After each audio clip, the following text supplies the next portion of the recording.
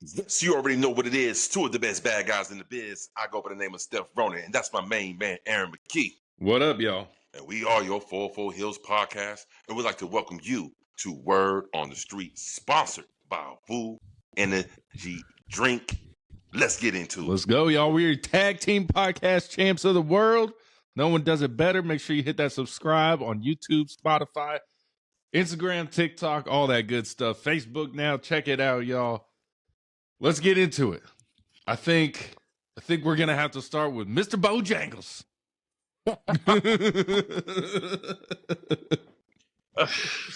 Kevin Nash said he wants Javon Evans to be more urban and less Bojangles. I get what Kevin Nash was saying. It's just the wrong way to say it at the time. You know what I mean? How would you phrase that?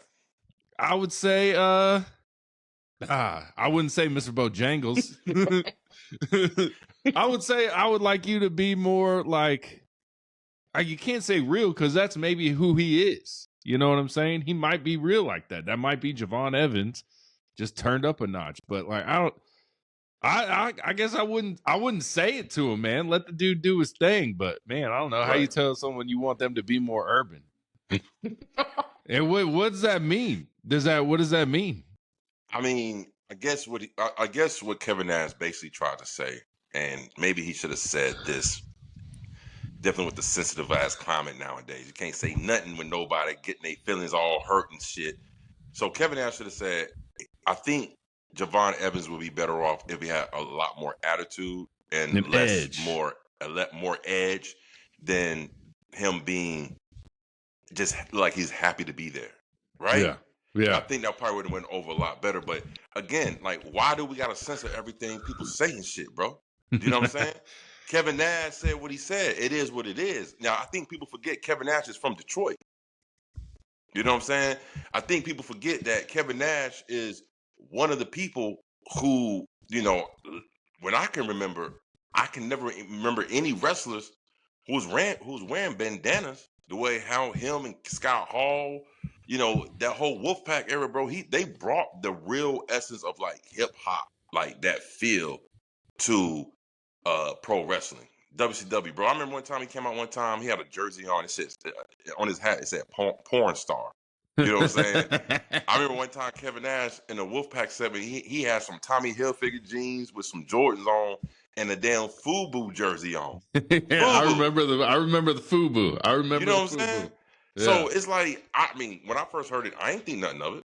Yeah. You know what I'm saying? Because I knew what he was trying to say. You know, Mr. Bojangles, if y'all don't know about Mr. Bojangles, he was, you know, saying this guy right here. You know what I'm saying? I mean, a lot of people could have said that the New Day was doing Mr. Bojangles. You understand what I'm saying?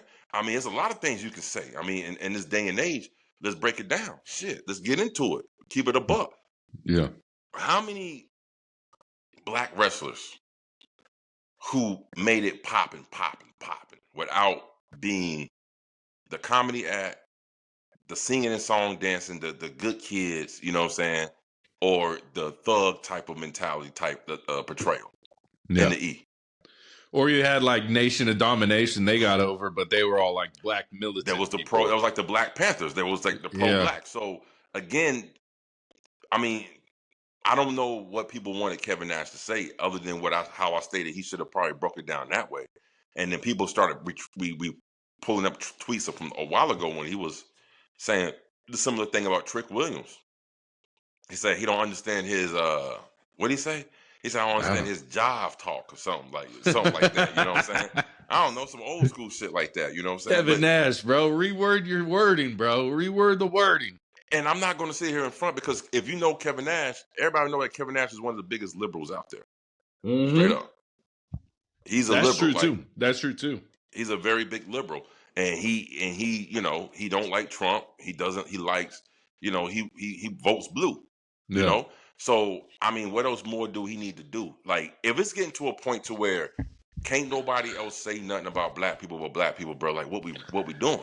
Kevin Nash apologized. He did an apology. Well, it was an apology without apologizing. I read the whole thing. I was like, that's like an apology, but not really. And I guess he was like, I guess I won't say nothing no more. Again, I got a clip coming out, man. It's like You can't be honest in pro wrestling no more. You cannot be honest in something as fictitious as pro wrestling. You gotta be politically correct in pro wrestling. This What is it, the worst time to be in right now, man.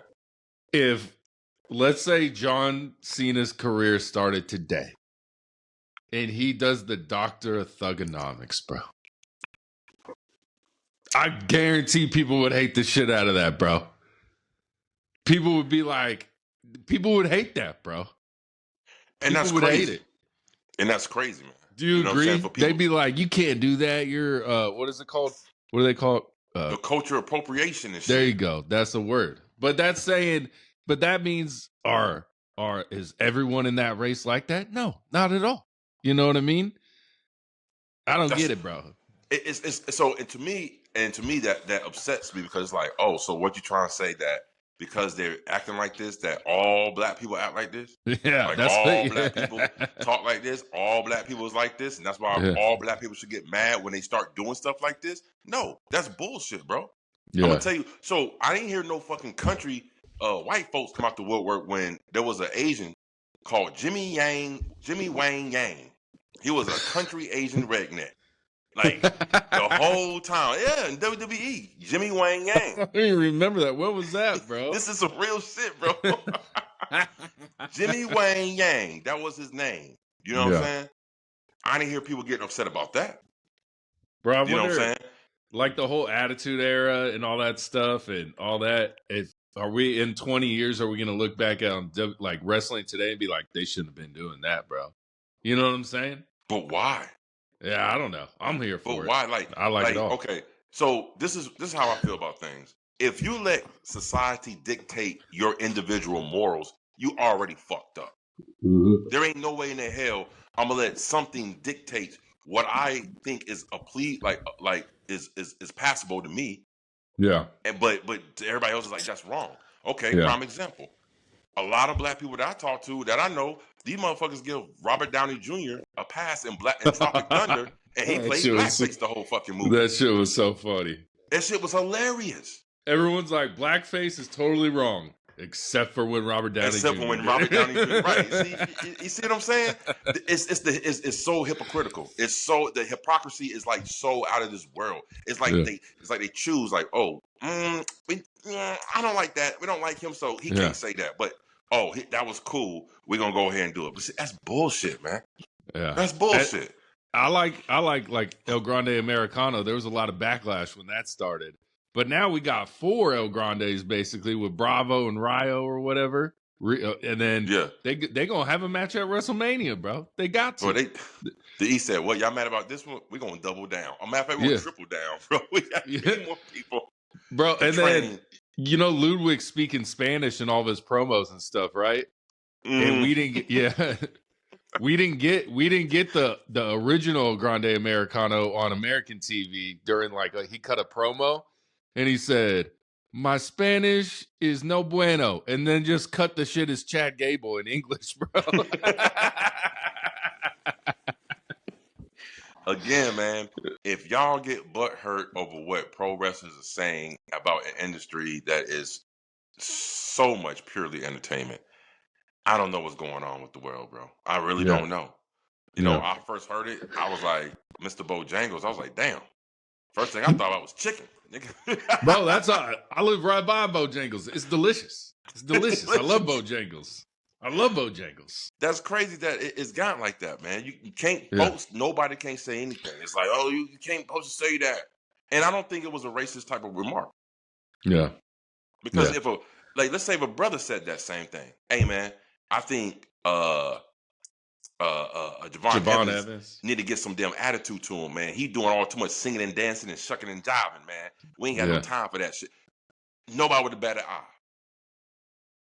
But he just said Mr. Bojangles. He just said a person that was doing that minstrel shit back in the day. And to a certain extent, like I said, maybe he chose the wrong words, but Kevin Nash do have a point, bro. That's the same thing we talked about before in the pod. Like, bro, you coming out there all smiley and bouncy and shit, bro. Don't nobody take you serious. I don't care how good you are in the ring, how athletic you are. But if your persona isn't to the point where people want to take you serious, you're always going to be in that same spot. He's always going to be a mid-card talent that can do really cool shit in the ring. And like I told you before, he might just be this generation's Kofi Kingston, because Kofi Kingston for the longest time was doing amazing things in the ring, coming out smiling and boo, boo, you know, Jamaican accent and all types of other things. Yeah, bro. And Javon Evans, I can't see him in a promo battle being like this happy-go-lucky guy. You know what I mean? Like you got to get in the trenches if you're going to be in a promo battle and actually hate someone and make it a riveting story, you know? Exactly. Part of the game is called believability. Yeah. Even though we know this is a work, even though we know this is scripted, even though they know this is backstage, been pre-planned and all this stuff, in the moment when we're paying attention and when we're locked in, we don't think about that. We just see them execute the performance and we're like, damn, that shit was good, right? Yeah. It's just like watching a movie. We know there's cameras behind there, there's stuntmen over there, there's a whole bunch of people in catering back there. We know this thing. We know these movies is not actually real. But when we in the movie, we're in the movie and it takes us for a ride. Yeah. It's the same thing with pro wrestling, man. Hell yeah. Yeah, bro. Kevin Nash, man. Hey, look, man, I ain't mad at you, bro. Everybody can be mad at you for no damn reason. They can be rage baiting and fake hating all they want to, but I ain't mad at you, man. And let a motherfucker call me an Uncle Tom or Coon because I ain't going along with the get along, go along game. Fuck you. Fuck you. Because it ain't like that over here, homie. I just call it how I see it, and I keep it 100. I'm not going to jump on no fucking bandwagon just because everybody and their mama decide to get on the fucking same shit. Yeah. All right, bro. On a lighter note, let's talk about, I guess the day we release this podcast, it'll be happening tonight. And that is MJF versus Zilla Fatu at House of Glory Wrestling for the AEW Championship, bro. They've been cutting some good promos, bro. Great promos. They've been cutting some good promos, bro. MJF, said your cousin ain't going to be eating no more, all that shit, bro. Then Zilla came back and he said the Samoans been beating you up all the time, Joe, stuff like that, bro. Can you stream House of Glory? I need to see this match, bro. I'm excited. I gotta find out. If I can't watch it live, I'm damn sure see if I can catch a replay somewhere else. You know what I mean? I want to see this shit, man. Yeah. But let's since we're on the topic of Zilla, let's get into some Zilla. And I think we didn't mention this last week. And it kind of makes sense because we have been saying this for a while about Zilla, like, yo, why he ain't being called up, why he isn't signed. Yeah. And I don't even know the dude's name. He's a professional wrestler, independent wrestler. He wrote a whole bunch of tweets basically telling Zilla, this is why you ain't signed yet. Mm-hmm. Saying that he basically broke it down and said that he's not professional. Yeah. I don't know what it is about, to me, it's a great mystery. It makes me wonder in the land of where, you got your bloodline so hot, so popping right now. And you got someone who is direct relation, the son of Umaga. Yeah. And he's not yet signed to no major promotion. Bro, it's crazy. That kind of raises a red flag, don't you think? It's coming soon, though, bro. I feel like he's wrestling MJF. NXT crowds, I think, are chanting Zilla. They've chanted his name before, bro. But which one is Zilla Fatu going to? WWE, if they book him right, awesome. But I've seen this man go in the ring, bro. He can go. He can go. Yeah. He's very talented. He can go. And for him to only be in the business for 3 years, leaps and bounds is in his bloodline. Literally. Yeah, where would you want to see him go? How he is on the mic and how the attitude is and how rugged he is. I like to see AEW because I think you have a little bit more freedom to say what he really want to say and insinuate his character on screen more than the E. Yeah, the E's gonna put them shackles on him a little bit, Yeah, we can have bloodlines in both promotions, bro. He say he the main one. Yeah, the main one. I'm excited, bro. He needs to go somewhere, bro. I need to see Zilla on my TV a lot more. Yeah, he cut a wonderful promo today on MJF about their match tonight at the House of Glory, man. And it's probably one of the best promos I've seen him cut. Like, he's getting better. He is improving as time goes on. But it just makes me think, like, why hasn't someone not even signed him to the roster immediately, but at least to like a ID deal or something? We Yeah. both thought that he was signed to an ID deal, and that wasn't the case. Yeah. Maybe this is like a little tryout for him, in AEW. For AEW? Tony Khan says, go down there and check him out, bro. Let me know what you think, type thing. I don't know, bro. But I'm still mad at you, Zilla, for not coming to Deep South, bro. Still mad. Mad. Yeah, he kind of bailed on this on down here in Georgia, man. Man, that hurt. Yeah, that shit was not fun. All right, y'all. Monday night, WWE Raw takes over Atlanta. You know we're going to be there, y'all. Come say hi to us. Section 118. We'll be on the aisle. We'll be there, bro. But what we're getting at this Monday Night Raw is an AJ Styles tribute show because he's from Atlanta. Or not Atlanta, Georgia. Gainesville. How you feeling about this, bro? You think it's going to be a long segment? They say they're flying in people from like SmackDown. Like a bunch of people are going to be there. Think there's going to be any surprises who comes out, something like that? I mean, I don't care how long it is. It is well deserved. This is the phenomenal one, AJ Styles we're talking about. And I said it before, and we made a post about it months ago, before we even knew he was going to retire. I said AJ Styles needs to be in one of the greatest of all time. He needs to be in that top 10 conversations of greatest wrestlers of all time, period. Yeah. The AEW, WCW, TNA, I don't care what it is. You put them all together, AJ Styles need to be in the top 10. One of the greatest wrestlers of all time, without a fucking doubt.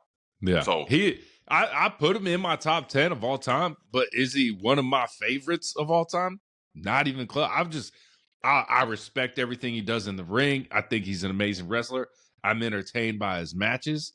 He's just not my cup of tea, if that makes sense. You know what I mean? Yeah. I think a lot of people feel that way too, and there's nothing wrong with that, But like I said, I've seen that man go from WCW. I've seen that man have his big peak in TNA where he was the mainstay. Yeah. And I've seen the most incredible matches. I've seen matches with him and Generation Me, aka the Young Bucks. You know what I'm saying?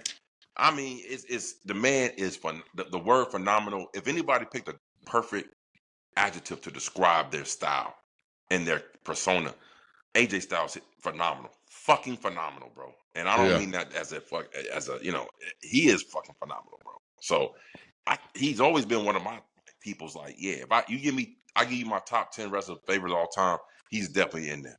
He's definitely in there, and he's gonna be closer up to 5. If he ain't top 5, he's damn near gonna be 6. Number 6, yeah. Yeah, he's that good. Yeah. And since I'm excited, you think it's gonna end the show, start the show, middle of the show? Where's this tribute gonna be? And that's a good question. It depends on what they have. They got some elimination qualifying matches for us. You know what I'm saying? So it depends on where they're gonna decide to put this spectacle together. Yeah. It's well deserved. Yeah. And what better place to do it in Atlanta? Yeah.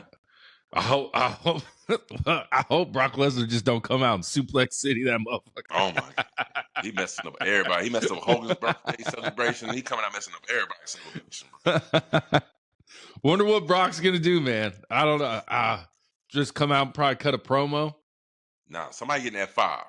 I don't know who, but somebody getting dropped on the head. Are we getting Brock's promo, and then we hear the ruler? Oh boy. Set up that WrestleMania match, bro. Oh man, that needs to happen in Atlanta, bro. Man, you know what? What better city for it to happen than Atlanta? Yeah. Set up the damn WrestleMania match between the ruler and the Beast Incarnate. Come on, that's gotta happen in Atlanta.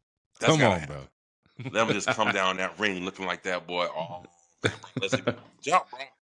I know you a bad dude, but this man right here ain't something to play with, man. Yeah. Because who eliminated Oba? Brock Lesnar. He coming to get some get back. Let's go, man. Come on, bro. All right, we talking about AJ Styles. Let's talk about this John Cena no contest wrestling podcast, right? O'Shea Jackson. Yeah. Did you listen to the whole thing? No, not the whole thing. Just clips. You just saw clips and stuff online and stuff. So John Cena was revealing some good stuff It was a good interview. I ain't gonna lie. Except for the one time O'Shea pivoted and asked him about cars when he was knee deep in wrestling. I was mad about that, but that's neither here nor there. But John Cena revealed before their match in Perth, Australia, that AJ told John Cena, bro, I'm done at WrestleMania. That's it. So they knew back then AJ Styles was going to be done at Royal Rumble. So then that's when John Cena was like, man, we got to do something big. He gave him that intro that went off script and all that stuff. Then they did the tribute. He's like, I'm going to do these tributes and all this stuff. And AJ's like, well, I'll just do moves of TNA people I worked with and stuff like that. So it was a big thing. All that good stuff, bro. I think that was one of WWE's best matches of 2025. That John Cena AJ Styles match. Yeah, I mean, it definitely was. It's only a couple of them in 2025, and that's including some WrestleMania matches that was popping, and that was definitely one of them, man. Yeah. Some didn't like it. Some said it was overkill with the tributes. Oh, I loved it. But I think people need to realize what kind of match they was watching. And now knowing that they're both done in WWE, it makes sense. You're gonna appreciate it later. You're gonna look back at that match 5 years from now and be like, you know what? Yeah, that was pretty fucking good. You know what I mean? And I was like, man, they really put out all the stops, and I thought it was great. You know what I'm saying? And I thought that when he did the Dead Eye, I was like, oh shit, he doing Hangman, but it's really Frankie Kazarian's move that he did in TNA. That was his move. So, man, I liked it. I loved it. It's definitely one of the top matches of 2025 in WWE by far. Cena said the RKO wasn't supposed to be in there, but the crowd was chanting it. So John Cena was like, all right, I'll do an RKO. And then he said the crowd started chanting 619. So John Cena, I guess he was like, I told AJ, I took him down and I said, I'm going to attempt it, but you better clothesline me because I'm not going to look like a fool type thing. So so he like toe dragged him into the ropes. And then that's when AJ turned around and clotheslined him. John Cena was like, we're going to kind of give them what they want, but not all the way. You know, John Cena's like, I can't do that shit, man. He said, I can't do that. Most people can't do it.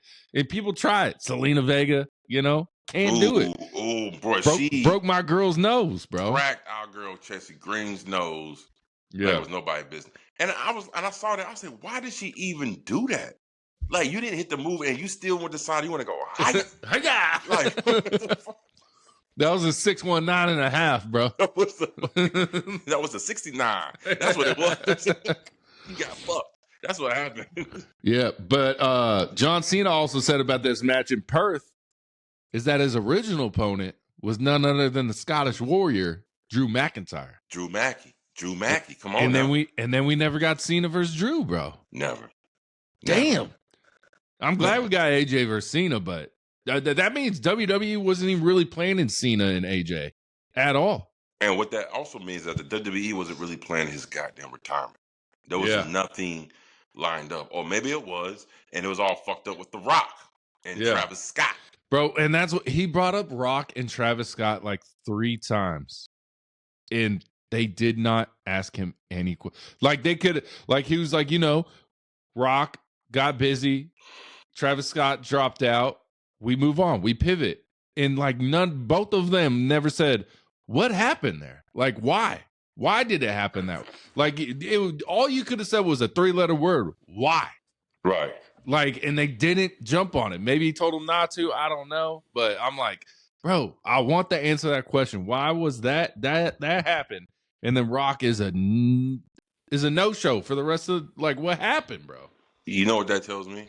That tells me that John Cena really felt some type of way about that shit. He felt some type of way with Rock being too busy, and he felt some type of way with Travis Scott dropping out.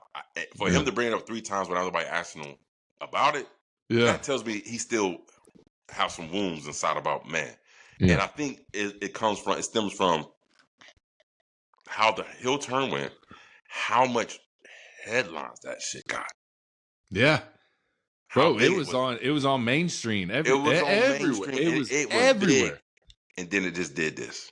Then it just died. And I think John Cena he felt some type of way about that because I think whatever they had planned was something that we probably would have been like, holy shit, we probably would have been talking about it for years to come. Like, damn, you remember that John Cena heel turn before he retired? That would have been the icing on the cake for him, right? Because he did everything as a face for so long. I mean, yes, he started as a heel. It was a short stint as a heel before he went face, but then he was such regarded as WWE's Superman, the Boy Scout, the WWE's Boy Scout, that he said, you know what, I should go out this way. Let me go out kind of in the way of Hogan. John Cena could have actually surpassed Hogan if that heel turn would have played out with The Rock and Travis Scott and who else was supposed to be involved. We don't need Travis Scott, just The Rock. Well, we don't need Travis I'm just Scott. saying, just for context reasons, like he was involved from day one, and then they kind of made it like a 3-man group type of ordeal, right? So, and definitely with him coming out to WrestleMania to help John Cena win the title, so he has to be involved, right? Yeah. So, but I feel like if they would have executed the way how they drew it up, I think it would have been a huge argument and a great debate of who had the better heel turn, Hogan or Cena. Yeah. But because the way Cena's ended, that's no longer a debate no more. And and this is one thing I'm glad that it happened the way it did, just to show pro wrestling fans, stop jumping the fucking gun. Mm-hmm. As soon as the heel turn come, everybody was like, "Oh, this is the greatest heel turn of all time. This is better than Hogan and NWO." Shut the fuck up. Shut the fuck up with that. It didn't work. Bro. It didn't work. Let it play out first before we start ranking shit over shit that's already been played out. And it's like, yo, it's hard for you to top that. Everybody was so quick to jump the gun, man. I call it generationalist. It's like these people, they want their generation to be so great, so bad, and say that, yeah, I grew up in a time like this, that they're not really paying attention to any fucking thing else. Like, oh, this is the greatest. No, it's not the fucking greatest. Stop it. Like, chill. Yeah. Chill. Because guess what? 10 years from now, there's going to be something else going to be probably top that shit. Yeah. And then the younger generation will be like, that's the greatest fucking thing. Yeah. So we're going to be going in circles. So the only way you can measure greatness is if the task of time, if it withstand the tales of time. Yeah. If it does, it was that great. That was great. Yeah. And that's why Roman Reigns will be regarded as, like, I'm telling you, if he finishes his career the way I think he should finish it, somebody gonna get knocked off that Mount Rushmore. Because that run that he had was one of the greatest fucking title runs in the history of pro wrestling, and how it brought him from here to here and then to here. You see what I'm saying? But the problem is that Mount Rushmore, he gotta beat one of them dudes out, and that's hard. That's a hard tell. He can't beat out Hogan. Nope. He can't beat out the first person who started. Maybe he can probably challenge The Rock. Yeah. Maybe he can challenge Cena? Cold. Stone Cold? Cena? No, he can't challenge Stone Cold, bro.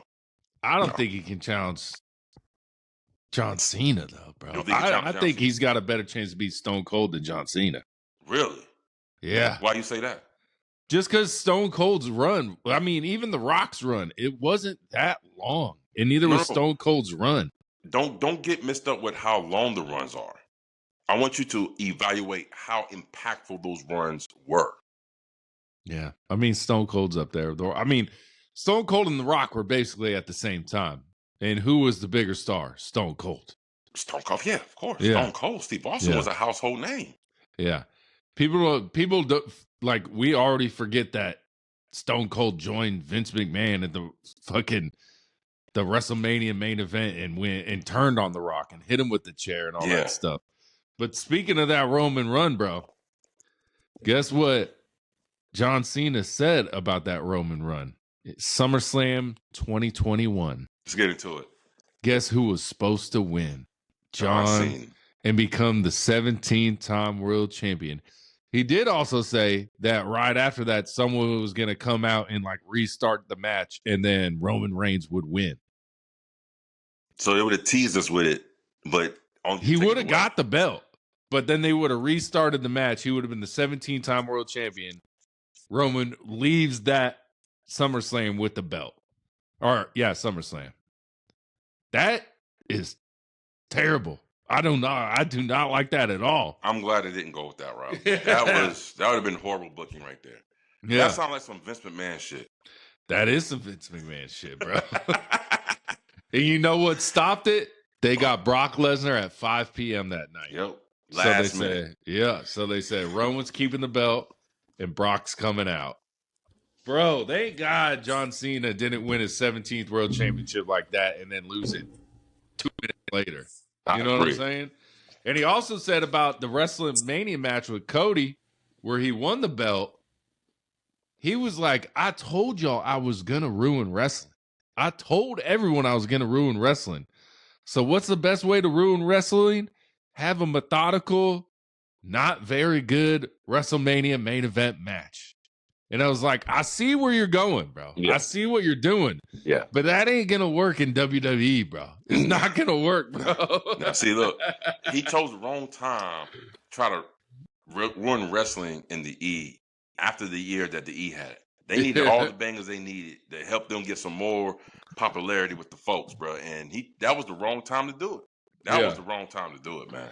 If that main event at WrestleMania between Cody and Cena was more like their main event at SummerSlam, I think we would be a little bit less critical of last year's WrestleMania. No. Come on, bro. No. Why? Because it's 2 nights. So you mean tell me out of 2 nights of matches, only 3 matches was worth talking about? If that match went down like that? I would say Dom winning the IC championship. Great That's moment. a moment. That's not a match. That's a moment. Hey, it was a good match, bro. It was a good fatal 4-way. It was a good fatal 4-way. You had the women's triple threat. That was good. I would say the Roman's match. That was amazing. Yeah. And then I'm gonna give it to I was hyped. We were hyped when Jey Uso won, bro. But that's a moment. The match itself we wasn't hyped during the match. It was hype. Come on, it was man. Keep it 100. It was hype. Yeah, alright is decent in my eyes, and that ain't enough for us to be like that's WrestleMania caliber type match. That match could have passed for a Monday Night Raw, bro. Yeah. So the moment was good. Jay winning the title. The moment of Dom Mysterio winning the IC title, that was good. Those are good moments, but the matches itself, the body of work itself, it wasn't something we forget about. Yeah, I can't remember the other 3 opponents that Dom Mysterio was facing around, except for fucking Zero Mero, my man. That's it. Penta. Finn Balor. Braun Breaker. Yeah. See, nah, not too damn good. And we're probably getting Dirty Dom versus Finn Balor at WrestleMania, unless.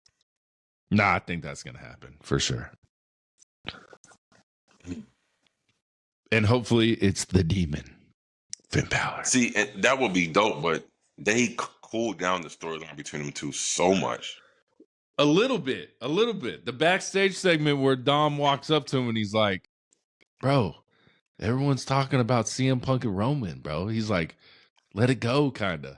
And then Finn's like, no, I'm not letting it go. Kind of went out there. I think it's there, WrestleMania, bro. I mean, I hope it is, and I hope it'll be something riveting. You know what I mean? But yeah, bro, your favorite boy, your icon, the reason you wanted to start a podcast, Dave Meltzer. He gave Booker T the worst announcer, color commentator in professional wrestling, bro. Blasphemy, bro. We got people like Excalibur out there, and we're going to give Booker T the award? Nah, bro. Nah. Okay, let me stop you right there, bro. Nah, bro. Before you say some dumb shit, let me stop you right there, bro. All right? There's a difference between Excalibur commentary and Booker T's commentary. Let's say this. Who's the better of the two? Pat McAfee or Booker T? Because I think that's a whole lot even playing. Booker T. Field, right? Booker T. Yeah. I like Booker T's commentary. This motherfucker funny to me. Yeah. Funny. You know what I'm saying? Yeah. Can his voice get a little bit annoying? I believe in Joe Hendry. I'm not going to say nothing. Oh, here it goes. I'm like, what the? I believe in Joe Hendry. He said, "Look, I didn't say you said you weren't gonna say it. I can't help it. It's too chat. Yeah." I love Booker T, man. He's not Yeah. even close to the bottom. That's true. I didn't even think of Pat McAfee. So Pat McAfee's. what was Dave Meltzer, the non-wrestler's reasoning why he gave it to, like, it had to be a reason why he gave it to I don't know Booker the reason. He just said Booker T. I mean, the reason is because Booker T works for WWE and he is slob knobbing on AEW any chance he gets, you know? T. I think Tony Schiavone's fallen off a lot, bro. It's not the best Tony anymore. Schiavone his voice is too nostalgic. Yeah. You know what I'm saying? It's too nostalgic. It's like that WCW peak of Monday Night Raw for him to. Now, do I consider him one of the best in the game? Hell no. Hell no, bro. But does he work for AEW? He does. Yeah. You know what I'm saying? So again, sometimes it's not about being the best, it's about playing your position, playing your part. And he plays his part. Yeah. Booker T plays his part. Yeah. Pat McAfee, at times, he plays his part. Now, I don't expect to get some riveting move for move, like color commentary breakdown of everything is going in the match by Booker T or Pat McAfee, because that's not what they're there for. They're there for the highlights. You don't get the Corey Graves, Wade Barrett that know the ins and outs of wrestling. Like, well, Booker T knows the ins and outs. He just doesn't lean into it. You know what I'm saying? Give me your favorite commentator. Like, you're going to choose one. Corey Graves. Corey Graves. Give me Nigel McGuinness. Love me some Nigel McGuinness, bro. Yeah. I think Dave said Bryan Danielson was the best, though.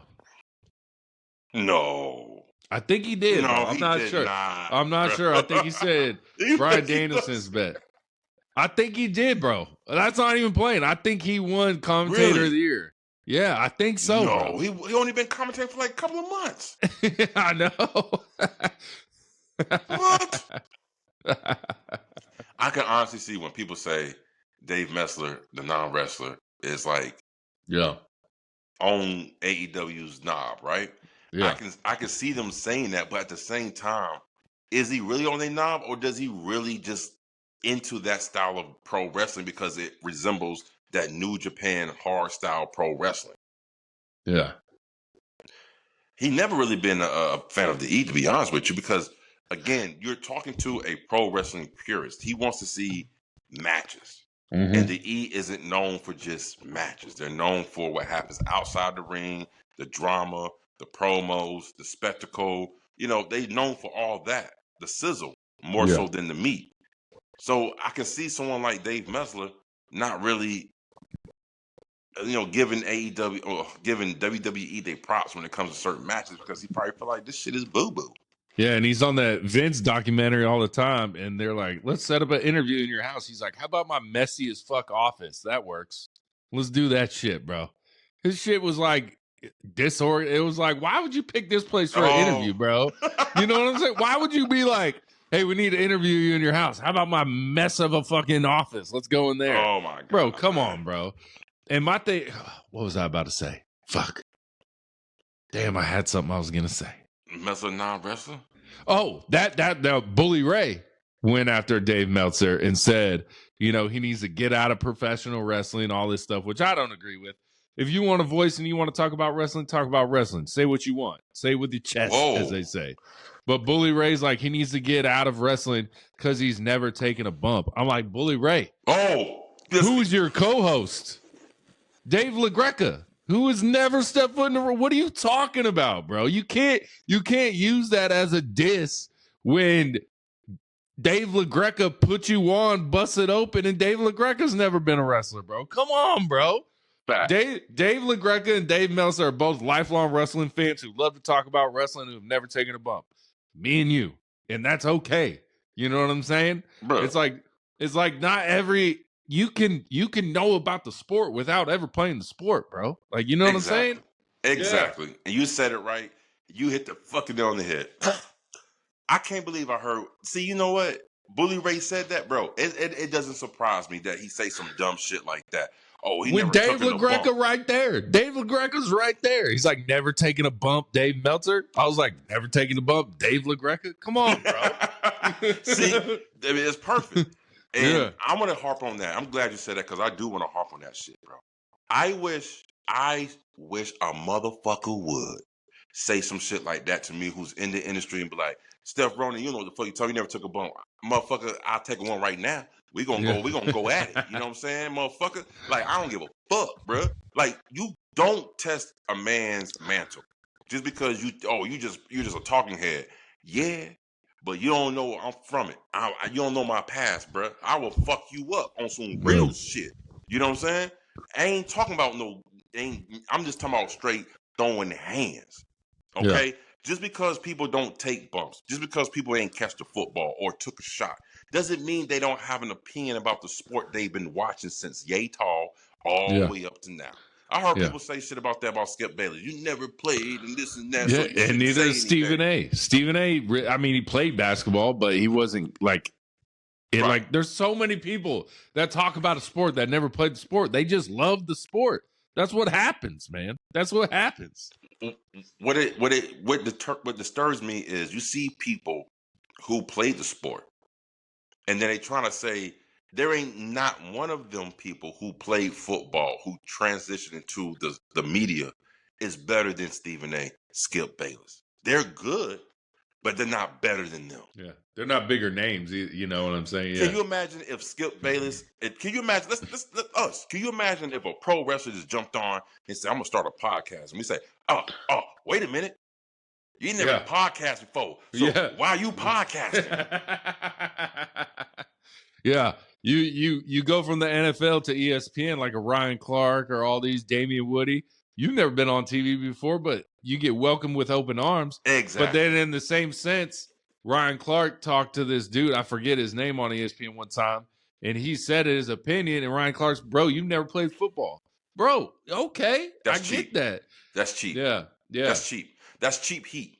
There you go. That's cheap heat, bro. And it's like they minds get boggled so much that they're like, you don't know what you're talking about because you never did it.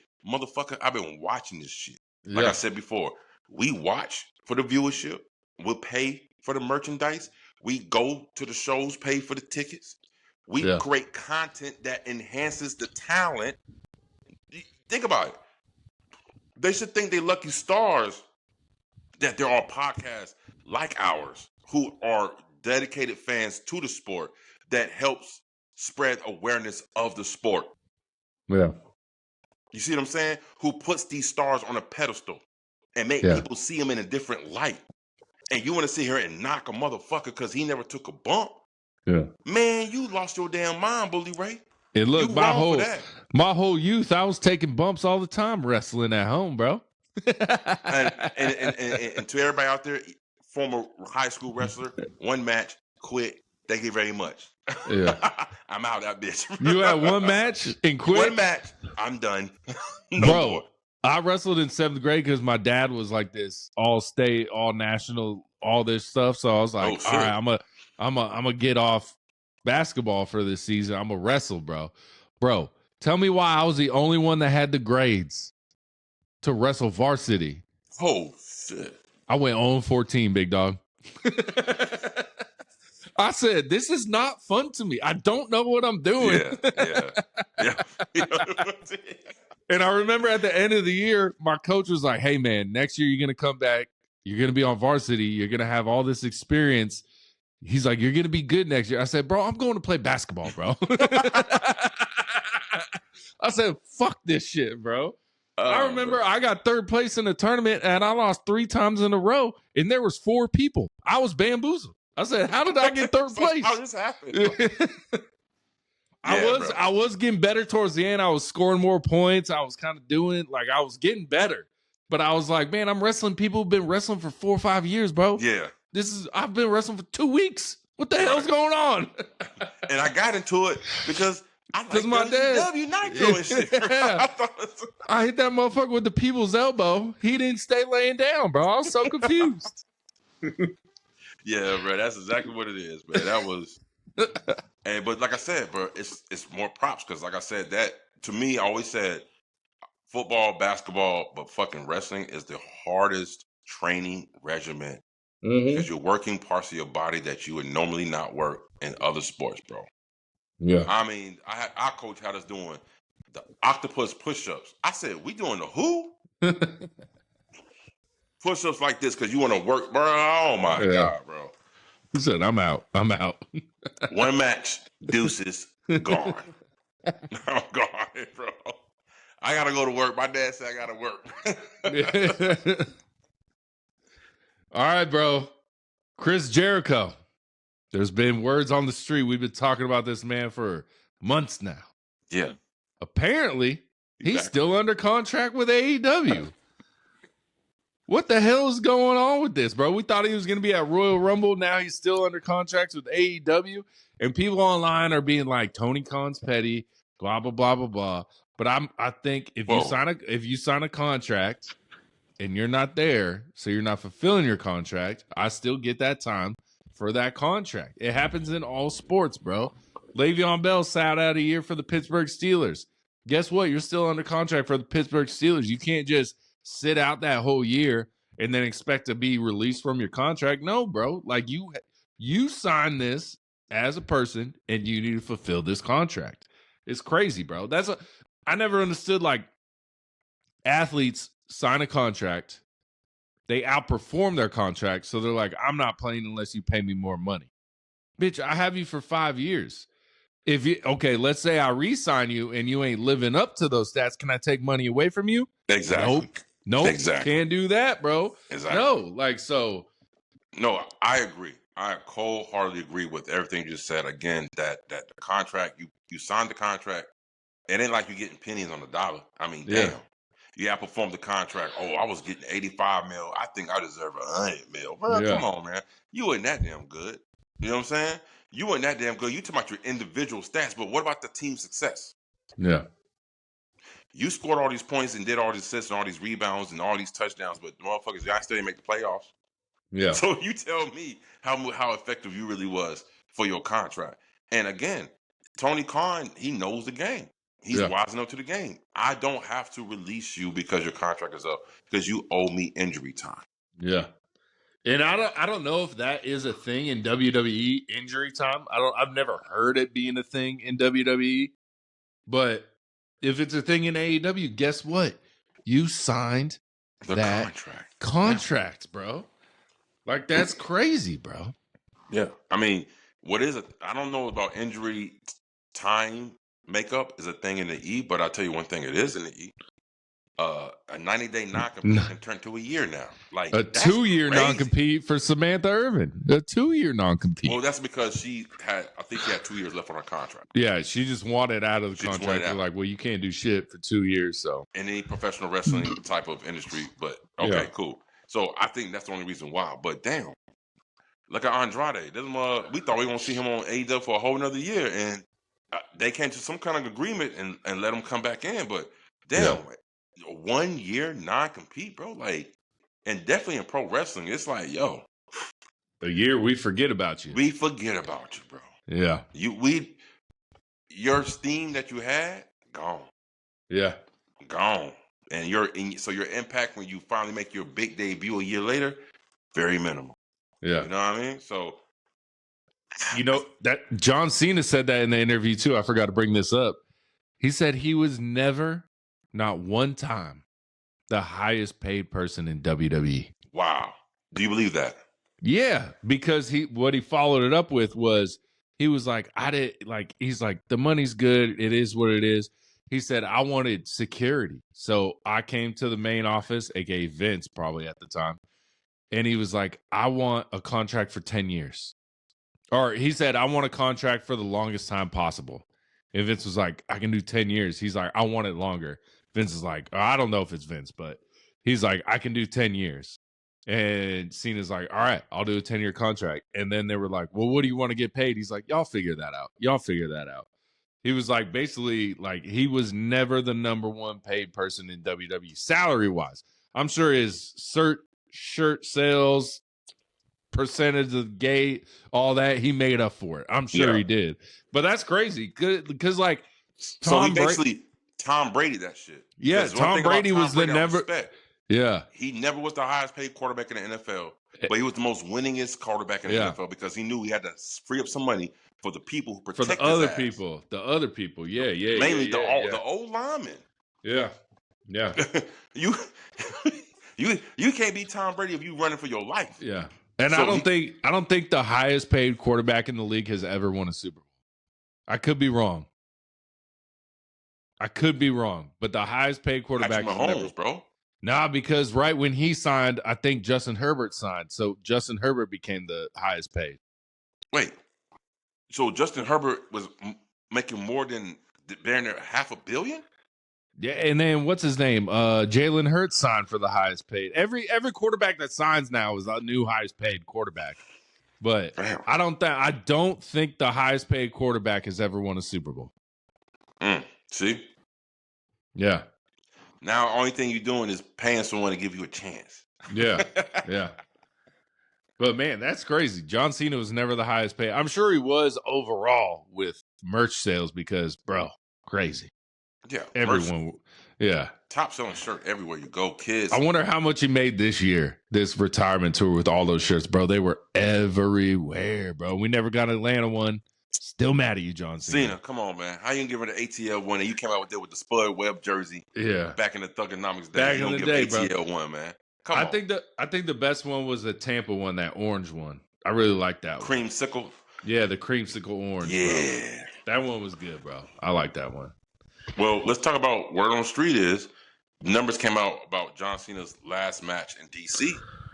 Said the biggest gate in WWE's arena goddamn history. Tickets are so expensive, bro. What the fuck? Yeah.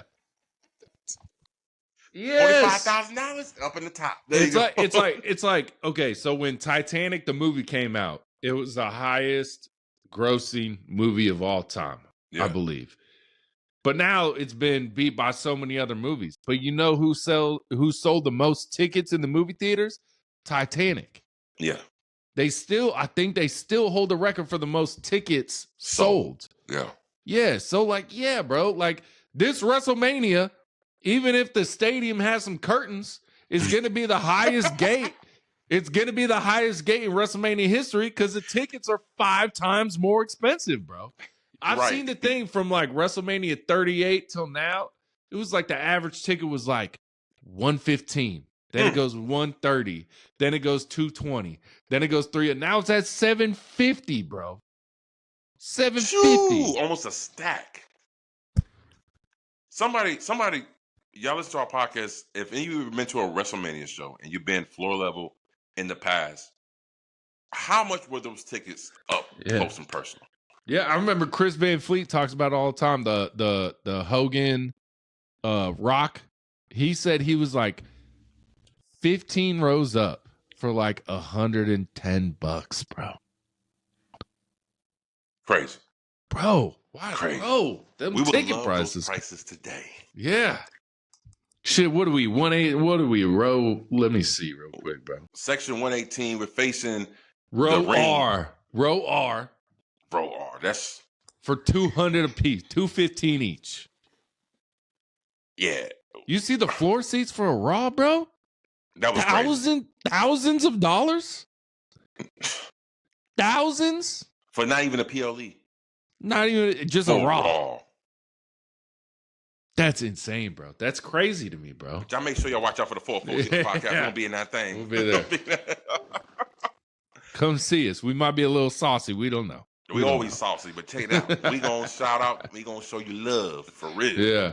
And speaking of WWE, bro, the crate. We didn't bring it up on WWE review, bro. Oh, that's how can you... Bully Ray says this crate has Vince McMahon written all over it because he's done the crates before. The stings, you know, he's had the sting in the crate in the middle of the ring. What's in this crate, bro? What is in this crate? Well, before we start guessing what's in the crate, let's go ahead and talk about Bully Ray, what he said about Vince McMahon all over it. And I'm telling you, he ain't but a phone call away, bro. I'm just telling you, bro. They called him. He's like, how about a crate? We need something massive. Get a crate. Get a crate. We don't know what's in it yet, but there's a crate. We'll figure out something. To keep the fans guessing. To be opened at Elimination Chamber, bro. What's in the crate, bro? Vince McMahon is always known to do shit like this. Remember when he did with the egg? Like there was this movie on Netflix starring The Rock about this this mystical egg or some shit. I forgot the name of it. And he actually incorporated that in the Raw episodes. We had Roman come in the room. We had Austin Theory when Austin Theory was getting that push. Yeah. When it was a selfie Austin Theory. Every time he'd do something, he'd have a selfie and shit. Yeah. And there was like that egg was in the corner and like this made of gold and jewels and he incorporated that with Raw. Like so, Was it? I think it was Jumanji. It wasn't Jumanji. No. It was it was a Netflix original movie about some egg. Like it starred The Rock. Okay, I don't know about no egg. Somebody, Stunner, come on, hit us out, bro. Hey, Stunner gonna get us right, man. He's known for stuff like that. So when Bully Ray said this has Vince McMahon written all over it, I believe it. Yeah. And I still believe Vince McMahon still has some sort of influence in the creative decisions in the E. I promise you. I promise you, bro. I promise you, bro. I don't know, bro. I mean, besides like family dinners with, Triple H and Stephanie, and I guarantee they talk. I don't know, bro. If Vince really isn't involved, I think he's so mad he don't want to say nothing. Mm. I don't know, bro. It's an interesting situation, bro. Well, I think he's still involved. I think he's still giving advice. I still think he's giving them directions which way they should go. Will he be at Stephanie's Hall of Fame induction ceremony, bro? Maybe not in the crowd, but will he be there? And the fucked up thing is, if he's not the one inducting Stephanie McMahon, I think who the hell else is more qualified? Triple H. It might be Triple H. And that's sad because if you had to pick of the two, who would you put to induct Stephanie McMahon? Vince McMahon. Yeah. Maybe Linda. Maybe Shane. Nah. Shane was at John Cena's last match, and they ain't put him on the camera. Yeah. They ain't put that man on the camera with his son in the crowd. Yeah. They ain't put him on the camera. Shane, bro. Shane always had great matches, bro. That dude, he was crazy. He went hard for his pops, bro. That's why his pops would be crying. He'd be upset. He'd hugging him like, damn, you ain't got to go that hard, son. Yeah. He's like, yeah, dude, you're Vince McMahon, bro. I'm a big man. Yeah. I mean, that shit make any father tear up like, damn, my son is out there still trying to prove himself to me at the age that he's at. You understand how emotional that is? Yeah. When you hear that, here comes the money. Here comes the money. Money. Oh, snap. Bling, bling, bling, bling. Yeah. What was it? The kendo stick Steve Blackman hit and that motherfucker just fell like 40 feet, bro. Oh, my God, man. Yeah. Wow. Oh, man. And when Kurt Angle talks about that match with him and Shane at King of the Ring, bro, with the plexiglass that was supposed to break. And, bro, he's like, Shane was a savage, bro. Do it again. What? Bro. Do it again. Okay. Yeah. Wow. And that's crazy that Shane McMahon isn't going into the Hall of Fame. Who is bigger for WWE? Stephanie McMahon or Shane McMahon, bro? Who meant more? Face-wise, Stephanie. Yeah. Face. Yeah. But on the streets in real life, Shane. Yeah. Yeah. And that's what sucked about that Vince documentary. They were like everyone was cool with Shane, but people feared Stephanie. I was like, well, Shane was like one of the boys. He was wrestling like all the time. Like Stephanie, maybe has 8-10 matches in her whole career. You know what I mean? Yeah. See, that's that shit, bro. I hate in the society nowadays. I never understood why it's cool for a woman to regard herself. Like, we call a woman like, oh, man, you acting all manly. And they're like, yeah, it's like a praise, right? You tell a man that he acting like a bitch or he acting girly, they like, what? And even women start to use the same adjectives that describes a woman. They use it to a man to deflate a man. Hey, you being what they call now? Now you being sassy. Yeah. Why are you so sassy? Yeah. But then if a woman acts masculine, that's like okay, that's good. A boss. That's a boss. So to all my feminists out there, if you ever wonder why it is what it is, why don't you ask yourself in the mirror? Because if you call a man a woman, it's a knock on him. But if you call a woman a man, it's a praise. We make the rules. We ain't make the rules. Yeah. The hell yeah.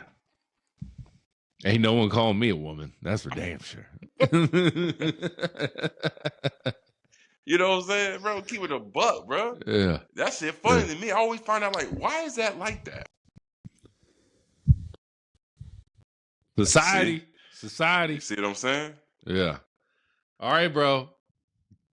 Dude wipes. We said we was going to have some chairs with dude wipes, bro. But we're getting dude wipes and WWE finally partnership together. The thing I don't like this. Go ahead and say it. My boy, Dirty Dom is going to have the dude wipe shit on it, like NBA jersey, a WNBA jersey. All his gear now is going to have dude wipes, bro. So that means when I go buy a shirt Monday on Raw and I want a Dirty Dom shirt, it's going to say dude wipes on it? No, it's not. Bro, That's yes, like bro. It's like buying a LA Night shirt. It's going to say Slim Jim on it. It ain't going to happen. Yeah, bro, you don't think it's going to happen? Because Dirty Dom's coming out there with dude wipes on his shirt, bro. Yes, but that's for him to show on TV. You sure? I promise you, because watch this. How many Jey Uso shirts have Boost Mobile on that bitch? Cricket, bro. It's Cricket. Oh. It's Cricket Mobile. Cricket.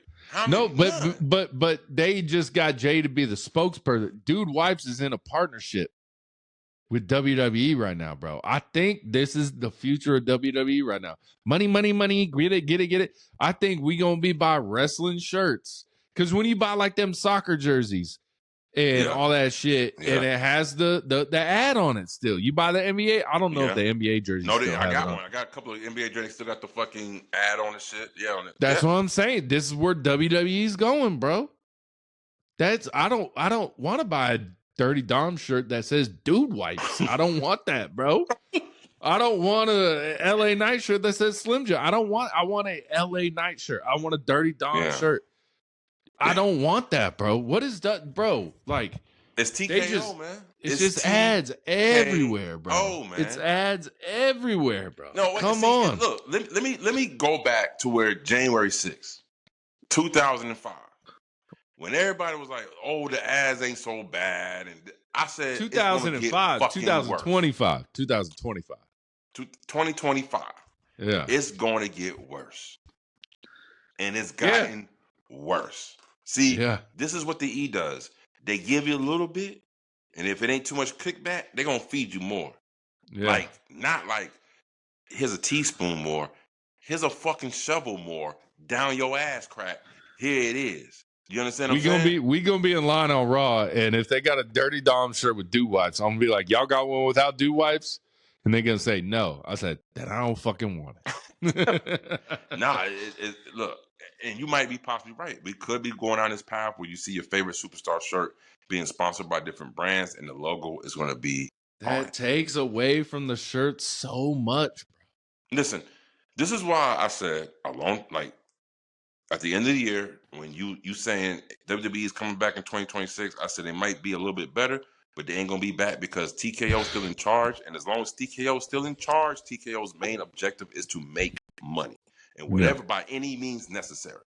Make money by any means necessary. That is their main objective. And as long as that their main objective, not entertaining the fans, not caring about the hardcore fan base who've carried the company for many years, and they didn't want to alienate them and go grab new fans who's willing to spend these top dollar for tickets, it's going to fucking collapse on itself.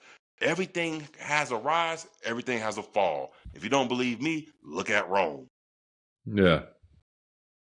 Look at everything in the past of the world, bro. All the empires have a height and they have lows. Yeah. You see what I'm saying?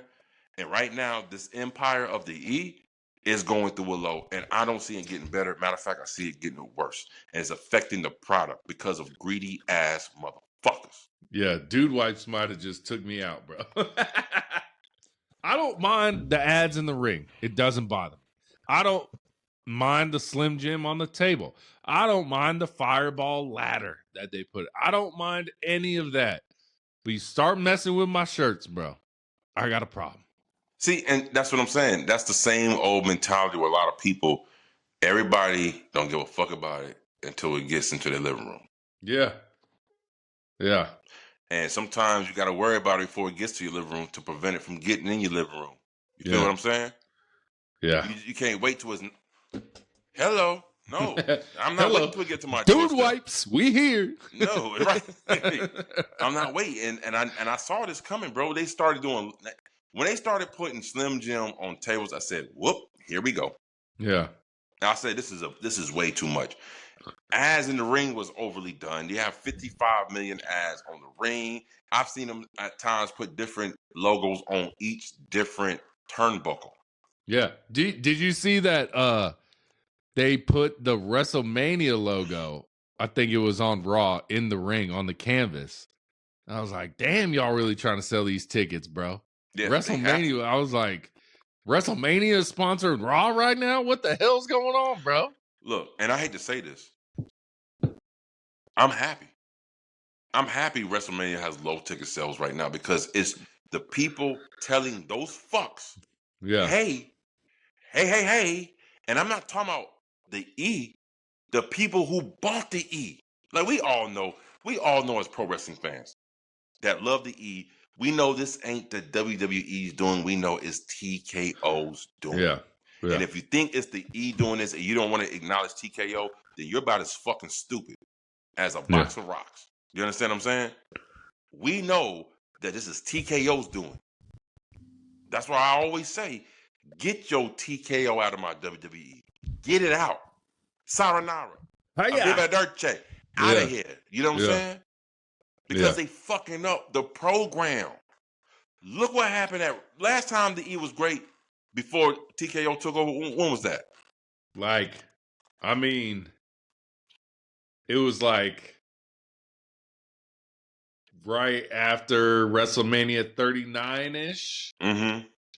Cody versus Roman, then I think TKO bought him. Vince got kicked out, came back, and then when I was in the Royal Rumble when Cody won his second time, that's when all the Vince dildos and all that stuff came out. That was a great time to be at that Royal Rumble. We're all like, you see this shit about Vince, bro? Yeah. He had a Kofi Kingston dildo. What is he talking about, bro? It's the Kofi. Yeah. Like, again, but they were still getting acclimated into the business. So I think that stretch up to WrestleMania 40 was still heavily just straight all WWE. Yeah. After 40, then we saw the real colors. Yeah. Wait a minute, why these damn ticket prices so damn high? What the hell going on here? Yeah. Damn, bro. And us as pro wrestling fans, and I really got to say this and get this off my chest because I really mean this shit. We, at some point, should stop being dumb, deaf, and blind. At some point, we should stand the fuck up. If we don't like these ticket prices, stop buying these motherfuckers. We say that, but we're going to Raw on Monday. But I'm saying, like, hey, look, overall, like, we got to stop buying these motherfuckers, bro. Yeah. And that's why I think what's happening right now in WrestleMania. People are like, here's the line in the sand. Not only did you take it away from New Orleans, you brought it back to high-ass Las Vegas. And then you want to charge even more prices higher than you did last year. And then you want to tell the surrounding areas, entertainment-wise, you can't show it on your TV. To black out the TV. Out. Yeah. Bro, it's nothing but greed. Yeah. It's nothing but greed. Like, how much money do you really fucking need? Yeah. They used to do that in the NFL too. Like if like, let's say, Atlanta doesn't sell out the game, you can't watch the Atlanta game. Yeah. And it's like, why is that my problem, bro? I want to watch my team from home, Yeah. See, and the thing is, and these new contracts and the networks was like, I don't care what y'all sell in that arena, but we paying this much money for these games. We're not blacking out shit. Yeah. I don't care if it's 13 people in the stadium. We still paying this money for these games. We're going to show it. Yeah. And I'm glad the contract, the CBA really adjusted that. And something needs to happen with the damn pro wrestling industry. There needs to be a certain cap on these tickets. You can't just be charging folks out the ass because you feel like it. But let's be real. Is WrestleMania still going to have a packed house? I think so. Do they have to lower ticket prices getting closer to the show maybe to do it? Maybe, but maybe not. I don't know, bro. I don't know. We gonna see. They said it was 25,000 motherfuckers in damn Saudi Arabia for damn the Royal Rumble. It ain't no 25,000 people in there. And that's not even that many people. I mean, Royal Rumble, you want over 100,000 people there for both nights. When you went, what was the number when you went? The Royal Rumble? Yeah. It was the Royal Rumble before WrestleMania 40. That bitch was sold out. But like, do you remember the number they announced? Cause it was in the fucking baseball stadium. That shit was packed. Yeah, it was packed. God, baseball stadiums suck to watch wrestling events, bro. Suck. Yeah. Suck. Especially like we got them seats in like left field. Our right field. I don't know if it's left field or right field, but I was like, bro, this ain't bad, bro. Like looking at the map, I was like, this ain't bad. Right. And then, bro, we could barely see that motherfucking ring, bro. Barely. We was honestly watching the Jumbotron the whole time. But it was fun. It was fun to be there. It was fun to be there. What year was that? That was what? Right before WrestleMania 40? What was that? 2024? 2024. Yeah. Like January, February 2024. Tropicana Field, wasn't it? Yeah.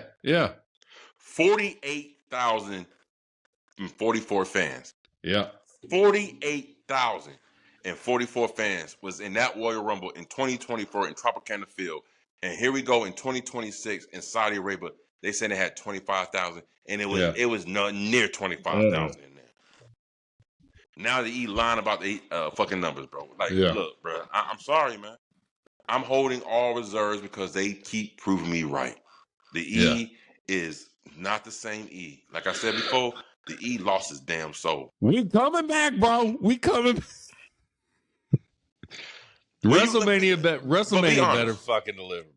Be honest, when you watch it, do you still get the same feeling that you did just around WrestleMania 40 when you're watching the E now? I mean, WrestleMania 40 was a different beast, bro. No, I said the build up to WrestleMania 40, right? Do you still get that same feeling when you turn on the E and shit? I mean, sometimes like when Brock returns, bro, that was crazy.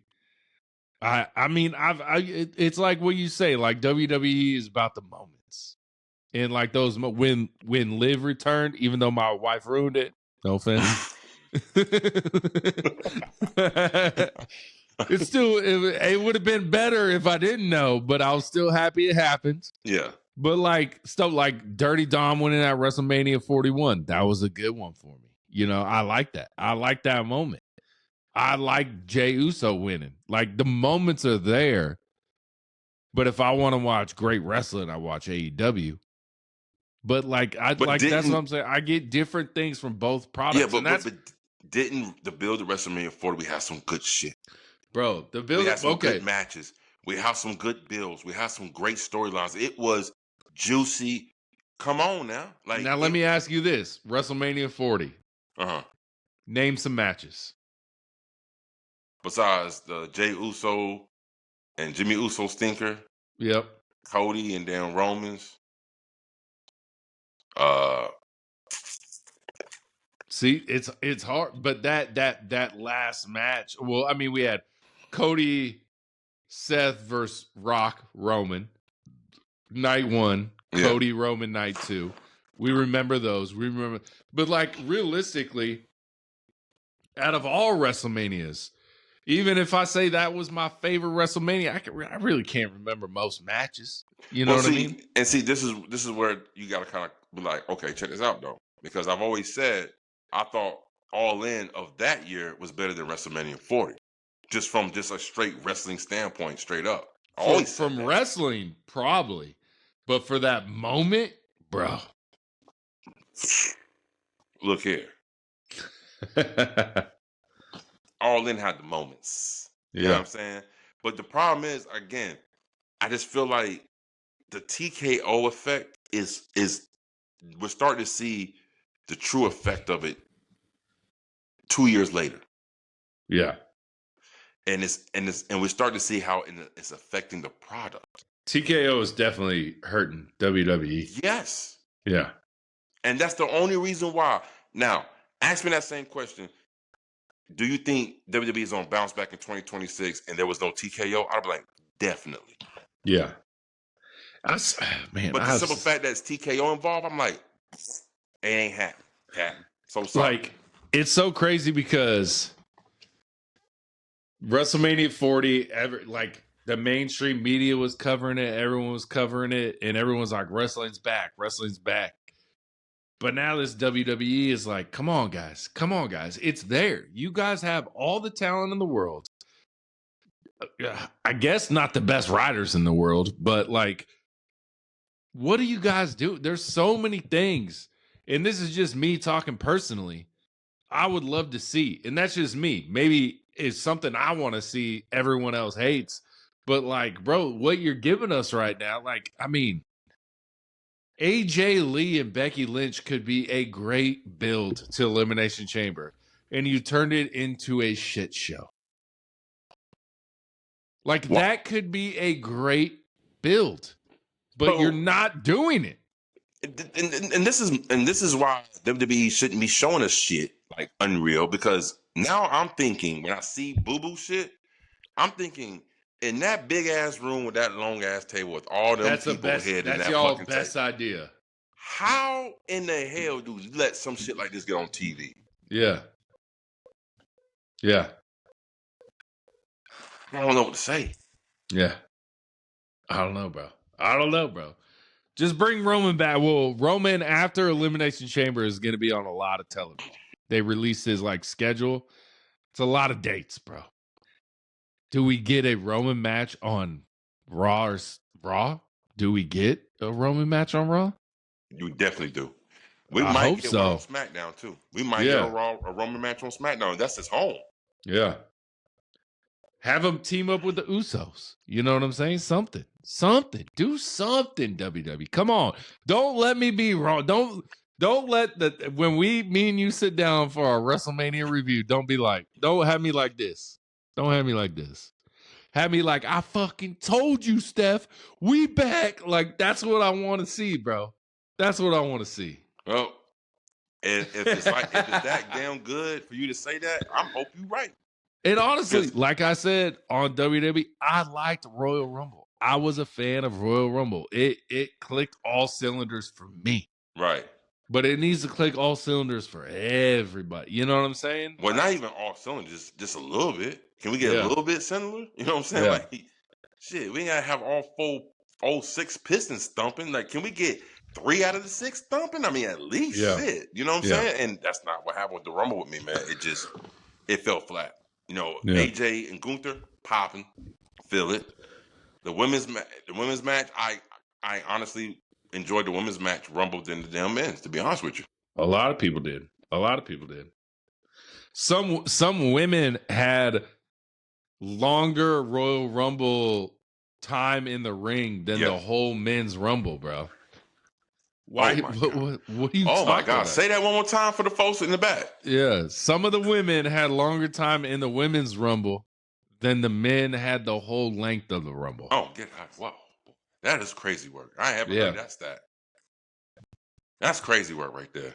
Yeah, we'll see, bro. And there is great things that like Trick, Oba, Carmelo Hayes excites me. Like, Kit Wilson excites me as like his persona. He's never going to be a main event type guy. You know what I'm saying? Right. But Logan Paul, that's exciting to me. There's a lot of things that WWE just needs to get right, bro. Finally tune that motherfucker. Tune a guitar. You know, you gotta do the things up here, you know?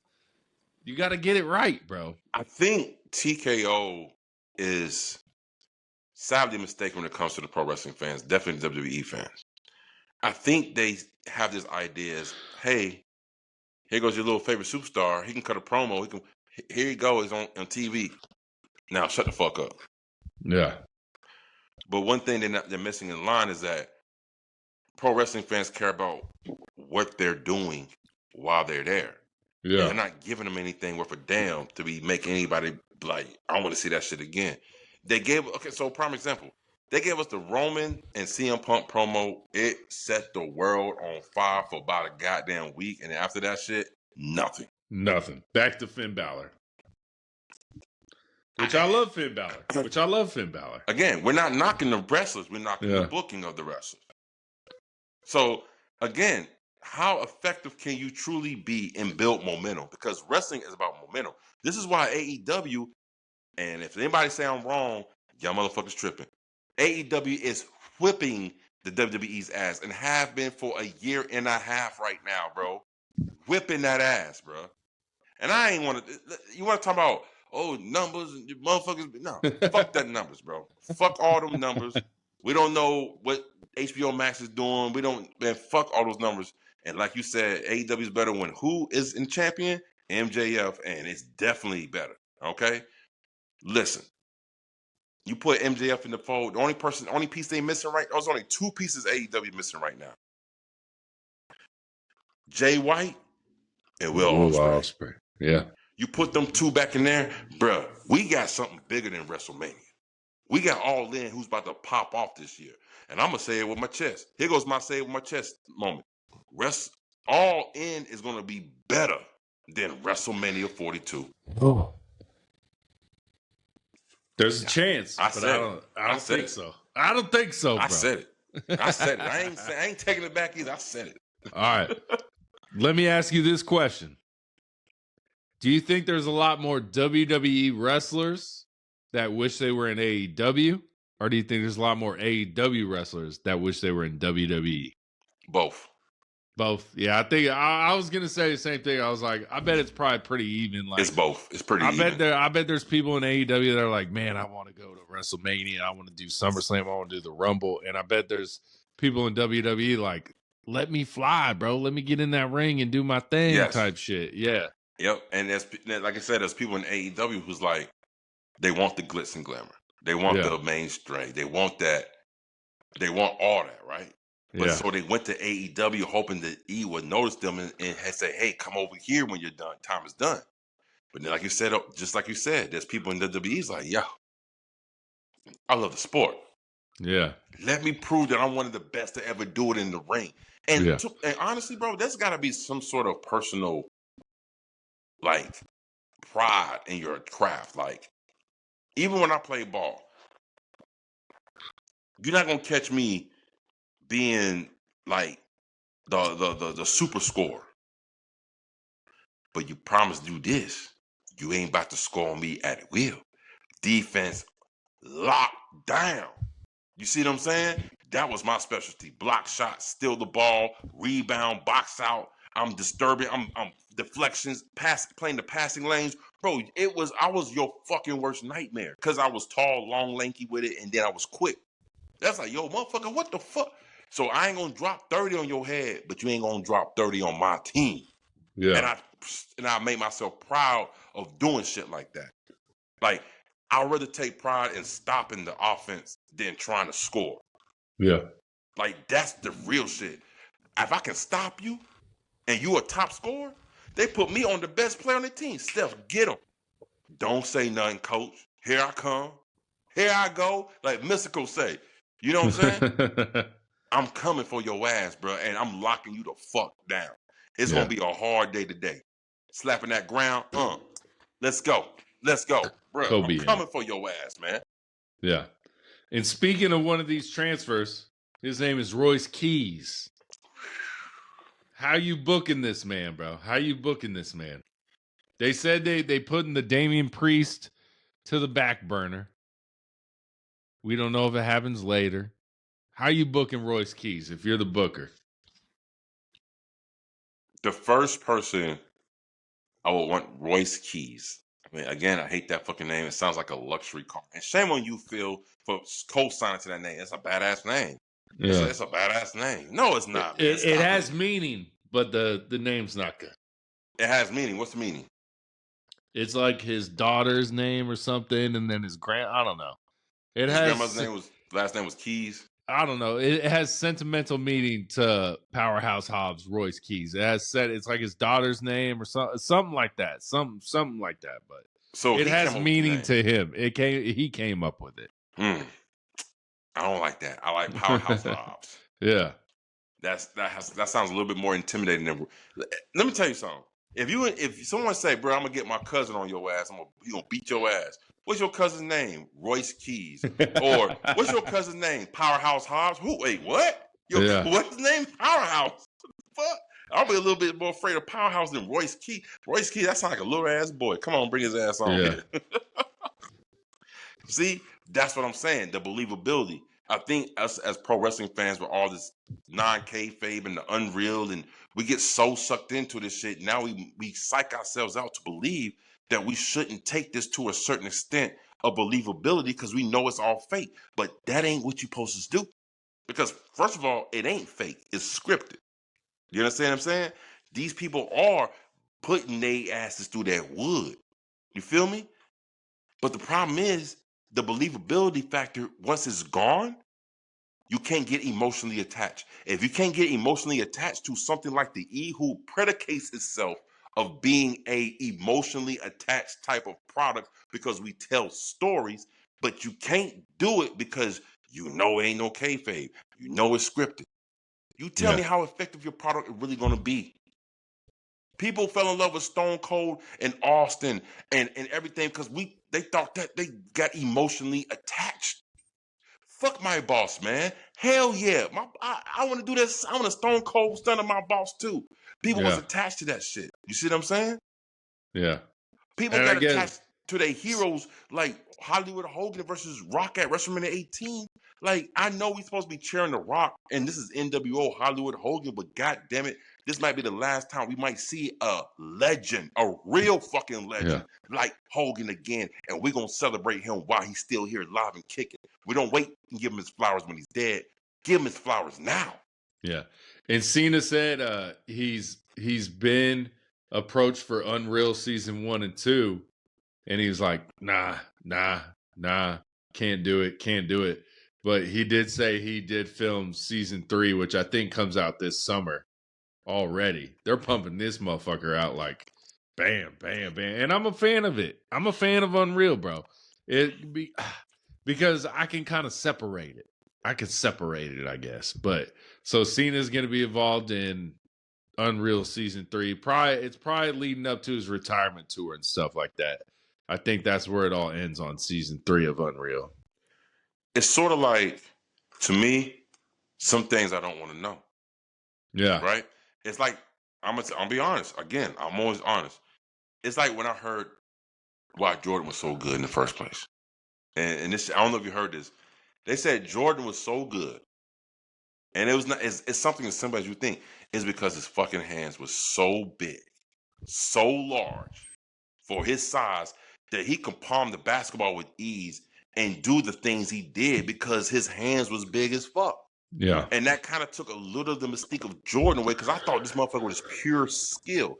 But he had a physical advantage with having big ass hands. Yeah, I don't know why anyone ever fell for that one-handed pump fake, bro. I never got that. Listen, bro. This man ain't shooting the ball like this, and people just turned. I'm like, come on, guys. Listen. Ain't no NBA player be shooting like this. Stop, guys. Listen, stop. When you backpedaling, and you got someone like Jordan, see that's how much fear he put in people. He did it standing face to face with motherfuckers that would do this, and people would be like, huh? Right. No, stop. But the problem is you're just looking at the technique and it's like, how can someone fall for such a simple ass technique, but you're forgetting about the human element, which is fear. And like, yo, this is Jordan coming. I'm one-on-one with Jordan on the open court. Holy shit. Let me back the fuck up. And then all of a sudden he do this. So any little flitch, you doing this. Yeah. Bro, like, I know this because, again, as a defender, any ball player, they do any of this type of movement. You're like, you because you know how good they are. So you're giving them props. So I know on TV, when he do this, like, how you fall for that shit? But when you live in that game, come on now. Hey, I feel bad for anyone that tried to post me up because I was pinching your back, bro. My bad, y'all. You do what you was doing.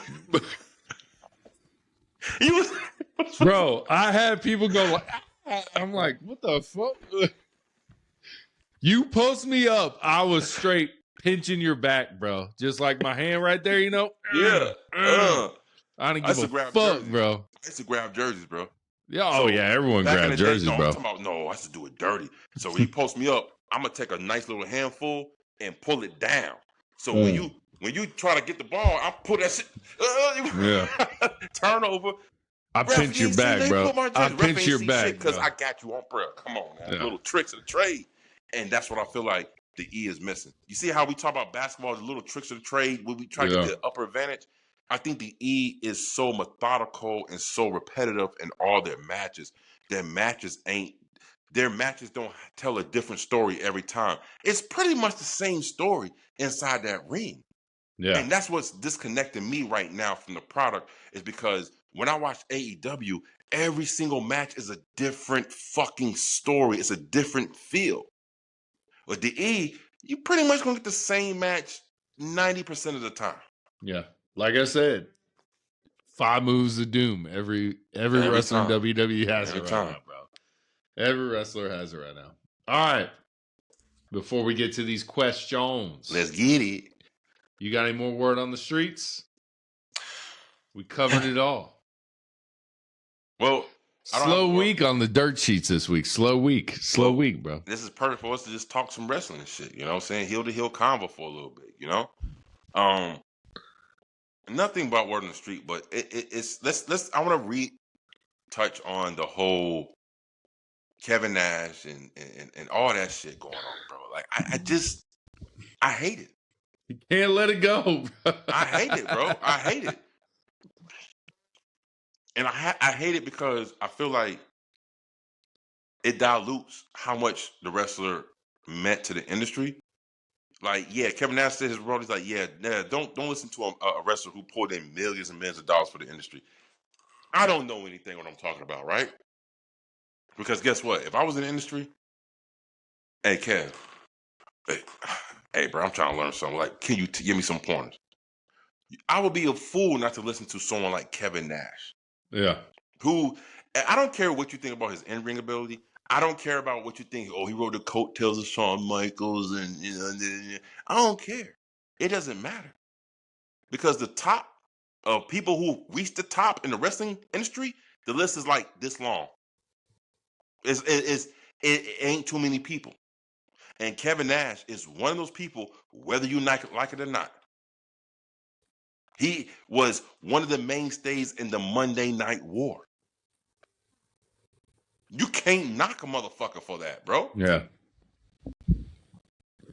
So, again, that's the same reason why I have the love I have for Goldberg. I don't care what you say about Goldberg. I don't care about his work rate. I don't care about how long his matches was. I don't give a fuck. But was he selling hella merch? Yeah. Were the crowd yelling, screaming, Goldberg? Yeah. Was he one of the fastest rising stars in the history of the game? Hell yeah. Vince Russo was just on Maven's podcast talking shit about Goldberg, bro. Who was the hardest to work with? He's like, Goldberg. We needed him to lose to Scott Steiner. And Goldberg's like, nah, it's not happening, bro. It's not happening. Listen. Who was the biggest star at that time? Scott Steiner or Goldberg? I mean, Goldberg. Don't do that. Don't do it. You know the answer to this shit, bro. Yeah, it's Goldberg, but if you beat Goldberg and you're Scott Steiner was good, bro. He was great, bro. Yeah. He was great. Yeah. But was he a bigger star than Goldberg at the time? No, but sometimes you gotta take the L, bro. Sometimes. Exactly. And guess who Goldberg learned That's from? That ego shit that Darby Allin be talking about. People think they got this ego and they're this person. No, bro. You sign up to do this show. You gotta do what the writers say, bro. That's part of wrestling. You're right. I'm not saying you're wrong, but let's bring it back to the 90s where it was shark infested waters. Yeah. It ain't shark infested like that no more. Come on, let's keep it a bug. Everybody, it's all like the say NBA. That. Everybody, hey man, we playing with opposite teams. We doing this handshake and shit, man. Fuck all that shit. I'm trying to whoop your ass, bro. Yeah. You see what I'm saying? In the 90s, bro, it wasn't like that, bro. 90s, it was a cutthroat time. Even WWE said it back in, and look, we was trying to be the best match of the night. We trying to whoop everybody. It don't matter if it was the top of the card or the bottom of the card. And you mean to tell me Goldberg came up in the time in the cutthroat industry and he seen how Hogan, Hall, Nash, Ric Flair, all the top stars move, and then he got that notoriety, and you don't think he gonna move the same way? Come on, man. Let's keep it 100, bro. Bro, you gotta take the L sometimes, bro. It happens. It happens. I'm not disagreeing. I'm saying you're right, but I'm trying to help you see light in a different lens. Don't be such a prisoner of right now. Put yourself in that shark infested water in the '90s when the industry was really, really popping. When the industry, WCW, Monday Night Raw was getting 5.67, 9 million views every week on each show. Yeah. We ain't getting nowhere near that right now. I'm a wrestler in the 90s, bro. I would be like, I want to be friends with everyone, bro. That's just me. I'd be like, yeah, I'll lose tonight. I don't care, bro. Let's go, bro. We making money. We having fun. This is fun. The business popped so hard that motherfuckers started seeing money they never seen before in the wrestling industry. And you mean to tell me you don't want a piece of that? I do, but give me a piece and let me lose. I'm cool with it. Okay, if you want to be Norman Smiley in the Brooklyn the Brooklyn Brawler, go ahead, bro. Sign me up, big dog. Sign me up, bro. But not I. If I'm doing this shit, I'm doing it to be the best I can and give 110%, and I'm going to take this motherfucker, bro. That's how I approach anything, bro. Football, basketball, wrestling, anything. I'm trying to give it all, because when I leave that shit, at least I gave it all I had. Maybe it not be enough to get me here, but I can't sit here and say I shorted myself. Yeah. I ain't trying to be along with the get along game, bro. I ain't trying to do it. That shit don't pay no bills, bro. That shit don't pay no bills. Yeah. Hey, bro, sign me up. I'm just having fun, bro. I'm just having fun out here. But back to what I was saying with the whole Kevin Nash and that Javon Evans shit, bro. At what point are we ever going to not mix politics and pro wrestling? And I think in today's age, and it never used to be that way. Yeah. Just currently, the last maybe like 5-6 years. Yeah. They started mixing politics and pro wrestling. Politics is in everything now, bro. It's in right about that. It's in family relationships, bro. You're right about that. Back in the early, 2000s, you could be like, remember what, like, how much people hated kind of George Bush? Like, they was like Dixie Chicks getting on the Grammy saying shit, like blah blah blah, like. But like really with family shit, like you'd be like, yeah, I like Bush, I like, this guy, whatever, blah blah blah. And you'd be like, yeah, you still my grandpa though. You know what I'm saying? Yeah. Now politics is breaking up families, bro. Politics is tearing down marriages now, bro. You right about that. That's crazy to me, bro. Like, I like this guy. Well, I hate you now. What? But you know what? I'm gonna tell you like this: as a person who see things the way I see it, I embrace it. I love it, because if you don't like me because of who I choose to vote for, then that means you really never fucking like me. Because you should like me for who I am, not for what I vote for. Yeah. So that means you on some bullshit, and I don't need you around me because you flaky as fuck. Yeah. You see what I'm saying? It's just everything is crazy, bro. It's crazy. It's crazy, bro. It's crazy. It's crazy. I don't understand it, bro. Let me ask you a question. If you was Kevin Nash, would you have wrote an apology about that shit? I would have said, shouldn't have said Mr. Bojangles. You keep saying that. I mean, but like, Mr. Bojangles. Did you think that was offensive? Did you find that shit offensive, honestly? Well, no, not really, because like, I get what he was trying. I saw through what he said and what he was trying to say. Exactly. But like, Mr. Bojangles was a real person who made money doing that shit, who was black. You know what I'm saying? Yeah. So that made a black man make money. You know what I'm saying? Yeah. So like, for him to be like comparing Javon Evans, who's a fictional character, to Mr. Bojangles, who is a fictional character. Like, if you see a white wide receiver who's good in the slot, you're like, that's Wes Welker, that's Julian Edelman. Right. You don't say that's what's his name?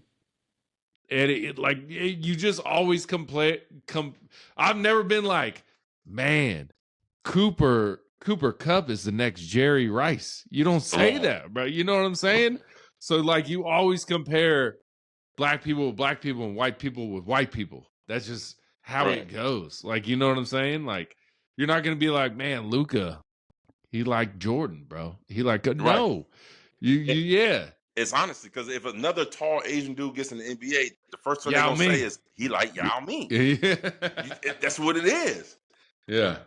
So maybe Kevin Nash, he had a point where he was saying, and maybe if he would have worded it differently, people would have saw through it. But I really feel like the IWC, they're nitpicking. Yeah. They're nitpicking at every single fucking thing you say. They're dissecting it and they're tearing it apart, and they're saying, well, you know what? This is not politically correct. Really?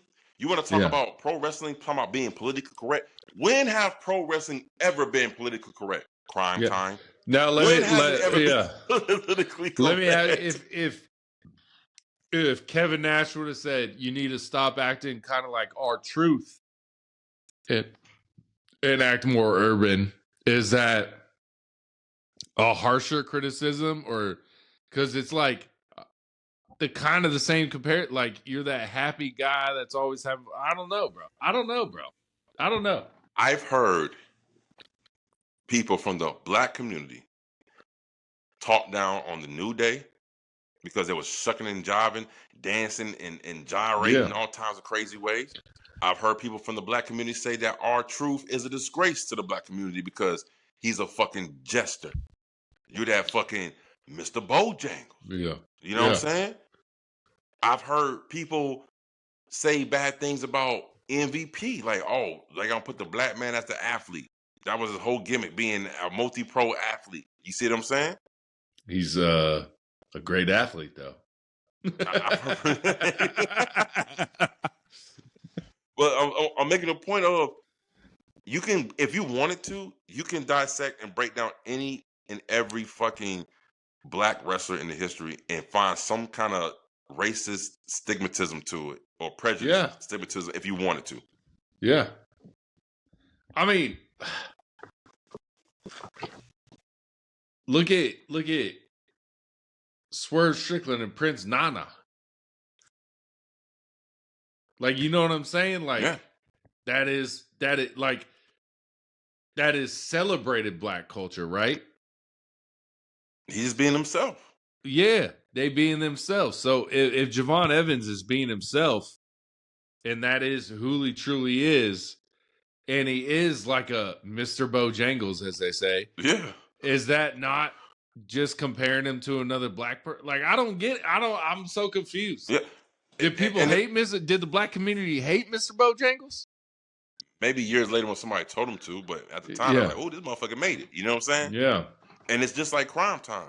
Where was, like, I've heard black people say they didn't like Crime Time because this is so stereotypical. That's a bad name, bro. That's a bad name. But it's pro wrestling though. Or the Mexicans that came out on lawnmowers, bad. The Mexicools. They call them motherfuckers the Mexicools. They're like, we're no longer Mexicans.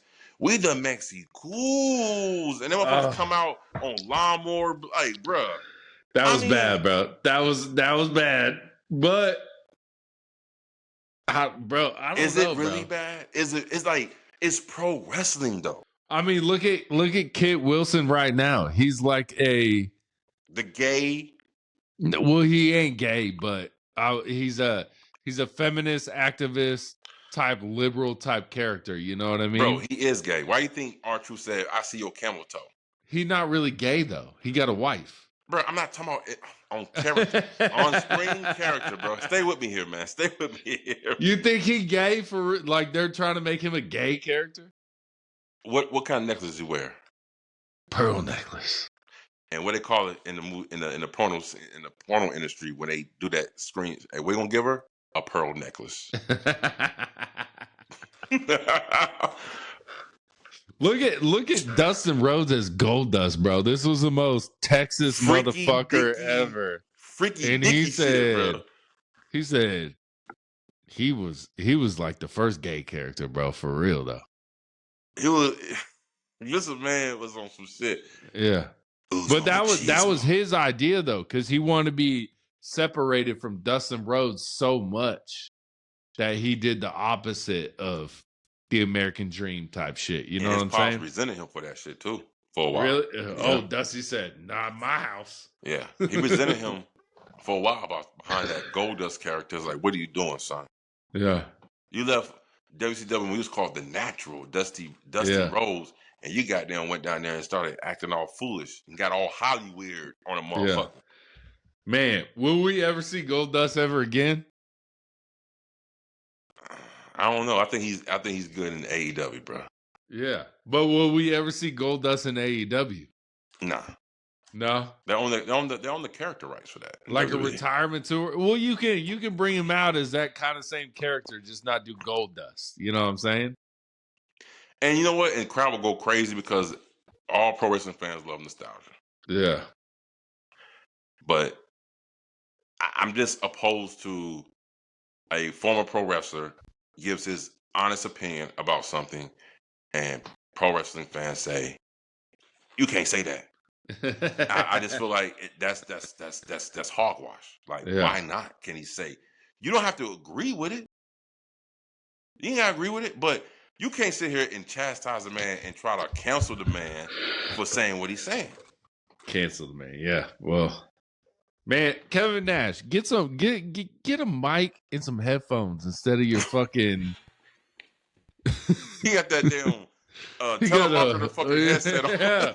He looked like he calling to sell me some shit from India or some shit like that. You know what I'm saying, bro? Like, yeah. This is man. Look, if I was Kevin Nash, I wouldn't apologize the motherfucking thing. I said it. He did though, bro. If you he did. Take it how you take it. That's all I tell him. You take it how you take it. But I know what I didn't mean. It wasn't no racist undertone involved with it. This is something that I just seen. And y'all gotta remember how old Kevin Nash is. I mean, at some point, age do gotta matter in some of this shit. Like, these some old school motherfuckers. He is old. He using that fucking headset, bro. He using that headset. That motherfucker putting that shit down. He does that shit every 5 minutes, bro. Yeah. Same position every time. Cornbread. All right. All right, let's get into it, bro. We got a couple fan questions. Let me ask you this, bro. Or let the people ask you this. Yes, all right. Do you think WWE would be in a better position if Cody Rhodes went heel at Elimination Chamber instead of John Cena? No. No?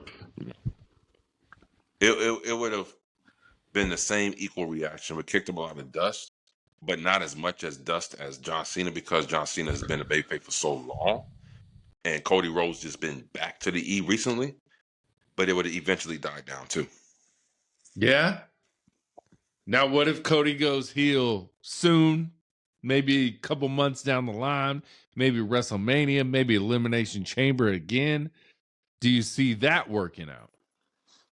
Yeah, for the moment, and then it's going to die down again. Same result. Damn, bro.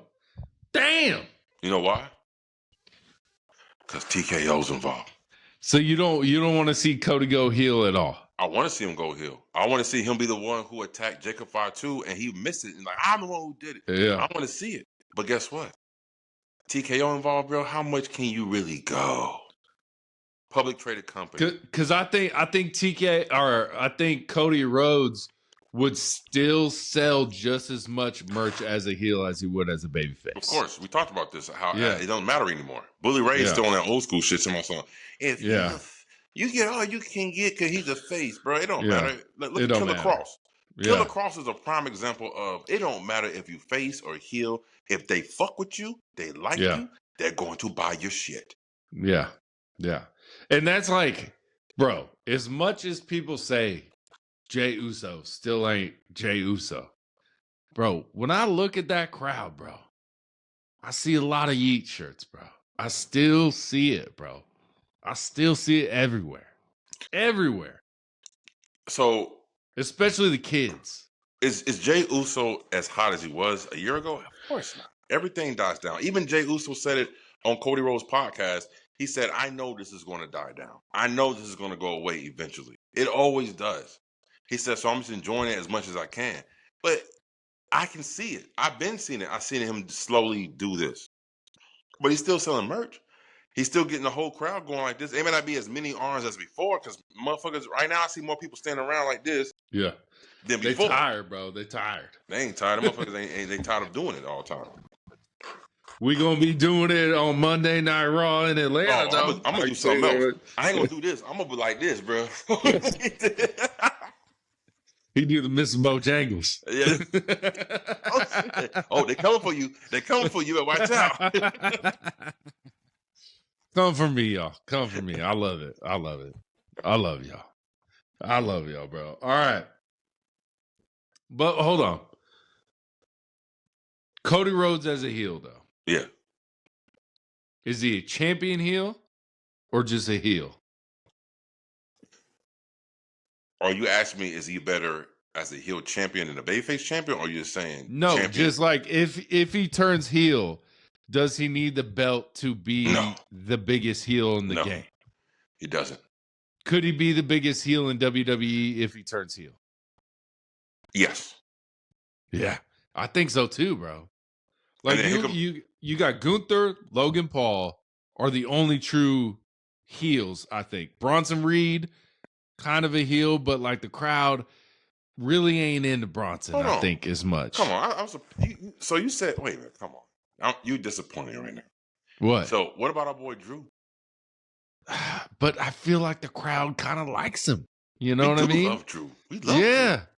Yeah. So like, you're saying I think people who just don't like him at all? Yes. Because like Seth Rollins went heel, people still like him. Like we still do that. I think there's only 2 really true heels in the game if you're not counting Paul Heyman right now. But I still think the crowd loves him. I think it's Logan Paul and Gunther. Yeah. And the E? Yeah. That's probably it. Is that the problem with the E's? There's only 2 real true heels? Well, is that a problem?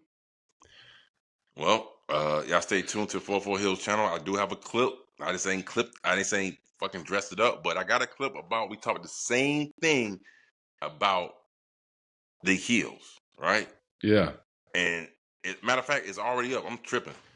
It's already up. Has society become too soft for real heels? This was the clip we had. Yeah. We talked about this, and yeah, it is. So it's hard to be a heel nowadays because nowadays, that's what made the 90s so intriguing. Because the heels were coming off that time where you're supposed to hate heels and they still was hated, but all of a sudden the wave changed to where, yo, these guys are fucking cool no matter if they are bad guys. We like them. NWO. DX. Stone Cold Steve Austin. DX. You see what I'm saying? Yeah. The cool heels. Yeah. And I honestly really felt like it really started with Stone Cold Steve Austin. Yeah.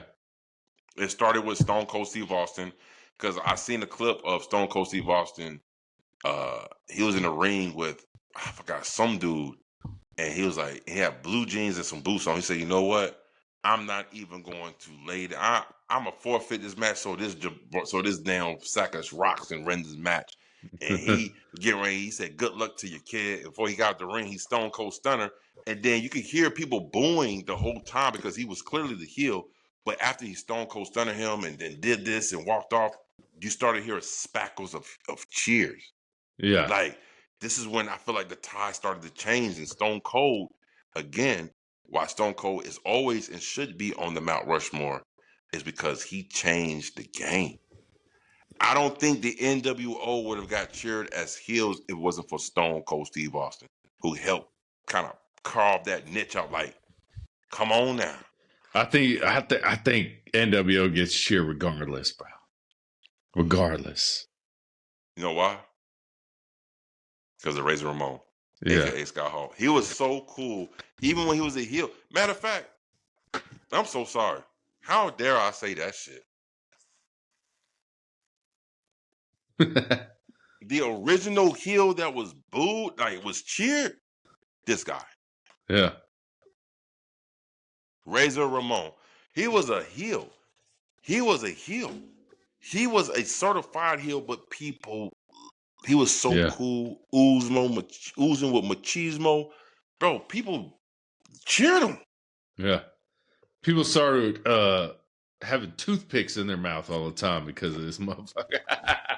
You see what I'm saying? I was one of them motherfuckers. Had one in my side ear and had one in my mouth.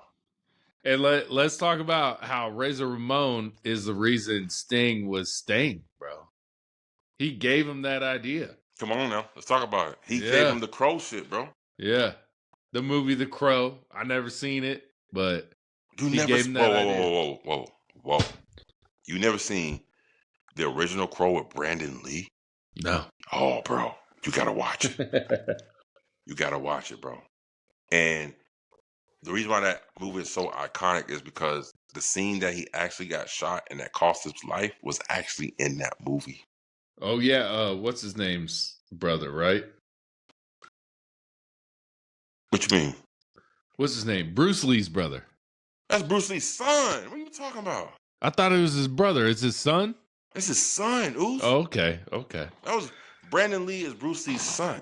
Okay, I thought it was his brother or something. When Brandon Lee bust on the motherfuckers on that damn table and they all pulled them damn automatic machine guns out and they start shooting them and he took all those damn bullets and he was dancing like this. And one was for real. And one was actually fucking real, bro. It's so crazy. Why is live ammunition on these movie sets, bro? You had Alec Baldwin in that shit, bro. Listen. Like, what does this happen? Listen. Why is there live ammunition on these motherfuckers? Listen, let me tell you something. Curse of the Dragon. His father. Allegedly. No, ain't no allegedly. It is what it is. How is a big time movie production like that? You get live ammunition in there, bro. It makes no sense, bro. I don't get it. I don't get it. Exactly, because they wanted him gone because they wanted to follow his father's footsteps because they know that Bruce Lee was that guy. Yeah. Whoop your ass. Bro. All right, bro. Greatest submission of all time. So let's rephrase the question. My favorite submission of all time. How about that? Yeah, that's cool. That's your greatest submission of all time. My greatest submission. The one I love always. Because he can do this shit in a real fight too. You can put that shit on a motherfucker. Crossface chicken wing. The name ain't too threatening, but I promise you, you put a motherfucker in the crossface chicken wing, they're going to be screaming for their lives. And it's easy to put on, and you can put it on in the fight easily. So, yes, crossface chicken wing for me. What about you? Sharpshooter, yeah. Or scorpion deathlock, whatever you want to call it. But sharpshooter is the greatest submission of all time. Okay. Right. That's what you feel. I like that. I mean, you can't go wrong. That shit hurt like a motherfucker. Yeah. Yeah. Oh, bro, a lion tame, bro, a crippler crossface. Ooh, that shit hurt, bro. But now, we're going to make another reel right now. Watch this. Scorpion deathlock versus sharpshooter. Sharpshooter. It's Bret Hart, bro. It's Bret Hart. Bret Hart's bigger than Sting. I hate it. No. It's not about bigger. Like, who you feel like who performed the move better? Man. Because if I remember back to those NWO days, every time Sting got you in that Scorpion Deathlock, the crowd was just going ballistic, bro. Because he was coming down from the rafters, hitting you with some baseball bats, and then he's going to get one of you motherfuckers in the Scorpion Deathlock. So the crowd hype behind it was so much better. But Bret Hart, I mean, it doesn't get better than Bret Hart, bro. I'm going to go with Scorpion Deathlock, bro. That man, the way Sting, the intensity Sting had in that ring, and when he did that last turn and he sat down on it, like his set down on it was so animated, give me the Scorpion Deathlock more than the sharpshooter, bro. Lion Tamer or the Walls of Jericho? Oh, fuck it. It's not even close. It's the Lion Tamer. Yeah. You're on your neck, bro. You like this. The Walls of Jericho is nothing but the Boston crowd. Yeah. All right. Oh, here's another one. We talked about it before, but we're going to say it again. Diamond Cutter or the RKO? RKO just because of what oh shit moments we've seen with the RKO. Right. And for me, it's Diamond Cutter because he started the oh shit moments of putting it out of nowhere. Yeah. But the RKO with Seth at WrestleMania, bro, that shit was crazy. No, that was great. But I'm saying, you know, I'm a fan of the originators. So it's like, how are you going to get... He was putting that move out of... His finish move out of nowhere, out of anything. Yeah. We've never seen nothing like that before. I'm like, he didn't have no setup. You never knew he was coming with it. And that was the first time. And Randy took that from DDP. He even asked DDP, can I take your move? DDP said, hell yeah, take that shit, bro. Yeah. Randy just made it more dramatic by jumping up and... Yeah, because sometimes the diamond cutter is a little slow. He's like, grabs you and then he's like, I promise you like this. If motherfucker do that shit to you in real life, as slow as that is, you still gonna get fucked up. Yeah, like, you can't help but to go down with him like that, bro. It's like RKO added the jump aspect to it and reaching up and grabbing you. Same way Chelsea Green does the unprettier from Christian, but she adds the jump to it, you know? Christian would just fall. No, yeah, like, see, Christian will get you, but the way he did it, the way he set it up is that turn was such a struggle. But when he got you in that moment, he just, boom, immediately. Yeah. So I guess the question is, which one of the two moves look more realistic? And to me, the diamond cut looked more realistic than the RKO. The RKO looks more so dramatic. Like, I'm going to jump up and, you know what I'm saying? Yeah. Beautiful looking move, but realism-wise, I feel like the damn diamond cut, that motherfucker, bow, just, man, come on. Yeah. Yeah. And speaking of Randy Orton, bro. Randall's. We got a question. Who is better? Seth Rollins or Randy Orton, bro? Seth Rollins. I ain't got to think about that. Seth Rollins? Yeah. I don't even like Franklin. I'm not even a Franklin fan. But I'm being honest as far as like in-ring ability, right? Is that what we're talking about here? Just overall. You know we gotta say overall, bro.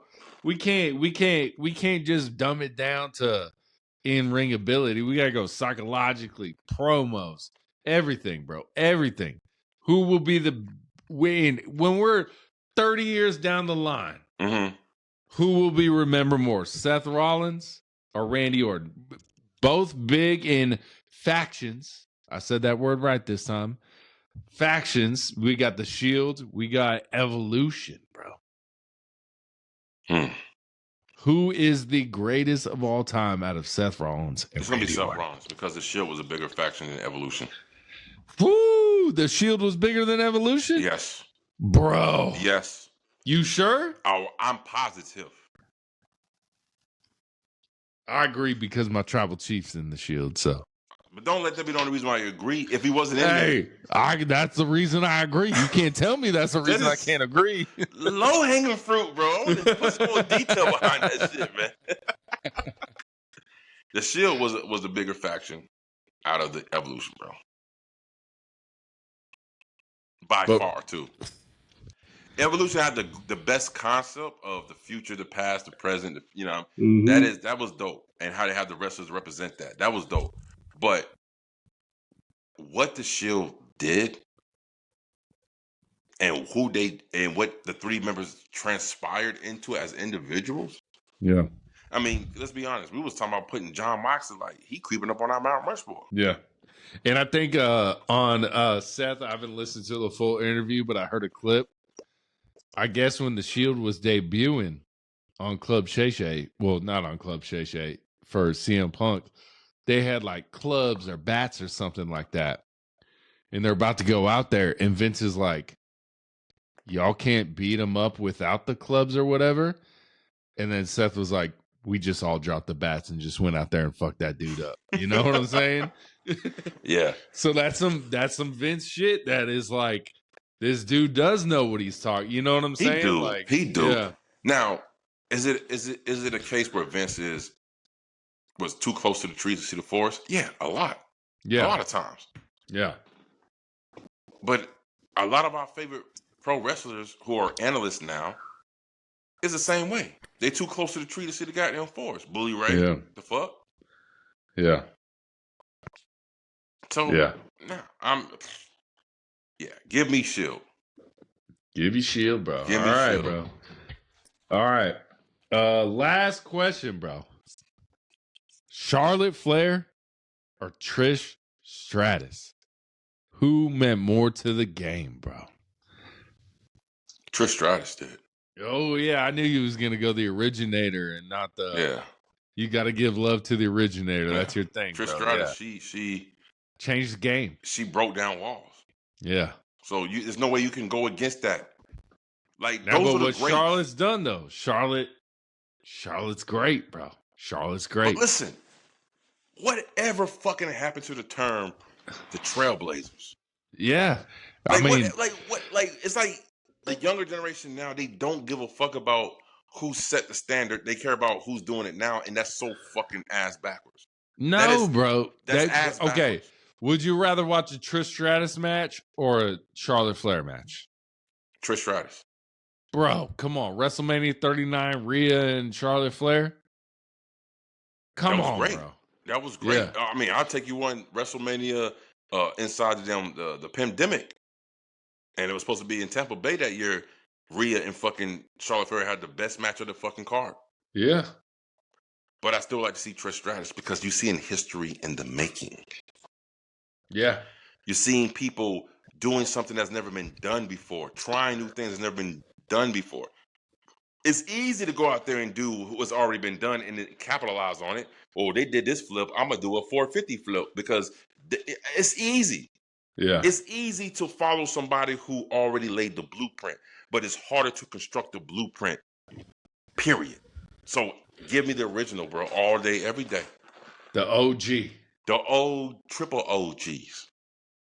Give me them because it's harder to build a blueprint than to follow it.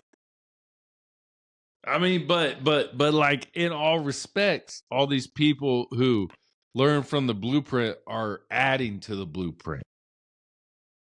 Exactly. But it couldn't be adding if there was no blueprint. You understand? Yeah. They couldn't add shit if there was no blueprint. Yeah. So you're an adder. I'm a creator. You tell me who's better. I mean, I like it all, bro. I like it all. Michael Jordan wasn't the first basketball player. But he was the first one who made the NBA International, and he's the first one who started the low shorts around his knees, and he the first major superstar in the NBA. Yeah, but he wasn't. No, I mean, the first superstar in the NBA was Bird and Magic.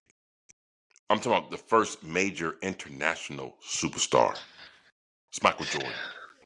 Yeah. Okay? We still wear Jordans today. 10 years, 20 years from now, 5 years from now, I don't wear no Jordans today, bro. Fuck Jordans. Huh? Fuck Jordans. I saved up so much money in 8th grade basketball to buy me a pair of Jordans, bro. Right. Them bitches broke like fucking 4 games in, bro. And I didn't even play that much. Right. I didn't even play that much. And how many LeBrons have you bought in your life? Probably like 5. You ain't bought no motherfucking 5. That's a Bro, fucking cap, bro, cap. for real, bro. When I was deployed in Iraq, bro, I bought me a pair of Jordans, or not Jordans, LeBrons. And then I gave it to my homeboy. Not my home. I mean, he was my homeboy, but one of the TCNs, Third Country Nationals. He was always cleaning and shit at the gym. I gave him to him. It was a size 13. I know this motherfucker was a size 8, probably a size 7. And he was so happy to get him, bro. Still don't make it better than Jordan. I've definitely bought more LeBrons than Jordans in my lifetime. Yeah, but you kind of weird when it comes to shit like this, bro. Like you just weird when it comes to shit like this. But I'm saying overall, motherfuckers ain't rocking LeBrons like that. You ain't never seen motherfuckers rock to a fucking casual dress wear and rocking LeBrons. You don't even see your GOAT rocking LeBrons. What he rock? What your GOAT rock? Jordans. Bro, he don't bro. My favorite pair of shoes I've ever owned was my G Units my senior year in high school. G Unit Adidas. G Units. Yeah, the Reebok, not Adidas. Reebok, bro. I fucking love them. I remember my homeboy, we went fishing one time, right? And he didn't have no shoes. I don't know why he didn't have no motherfucking shoes. I let him wear my G Units. This motherfucker fell in the lake, came up without my G Unit. One of my G Units got fucked up in the lake, bro. I was so pissed, bro. I wouldn't even let him work. He gonna be barefoot today. Yeah. I don't even know why he didn't have shoes, bro. I was like, why don't this motherfucker have shoes? I didn't even know why. We would have went to the Dollar Tree and bought him some $1 flip flops. Here you go, motherfucker. Those G units were nice, bro. Yes. Yeah. They were nice, bro. But again, man, like we talking about, you can't beat the originators, bro. Jordan, he changed the game. He changed how you play the game as a guard. The reason why Steph Curry, LeBron James, and Kobe Bryant and all these fucking guards can play face-up basketball and do what they do, aero acrobatics and all that shit, because of fucking Jordan, Oops. Yeah. Jordan made it possible. Trish Stratus made it possible for women to actually wrestle. Let's get main event with Lita and Trish being the first women to main event Raw. Yeah, yeah. Come on, you don't just gloss over some shit like that because you see them doing more flips and more moves now, and act like because they wasn't doing that back in the day, like that wasn't that incredible. No, they laid the fucking foundation for these motherfuckers to do what they can do now. Yeah. And you cannot beat people like that. You can't beat it. That's why Hogan will always be on that Mount Rushmore, because he's the original superstar. I don't care what he said, how he said it, what he did, whatever the fuck you want to do. That motherfucker laid the foundation for what it means to be a true superstar in this industry. Yeah. Bro. And he said shit worse than Mr. Bojangles.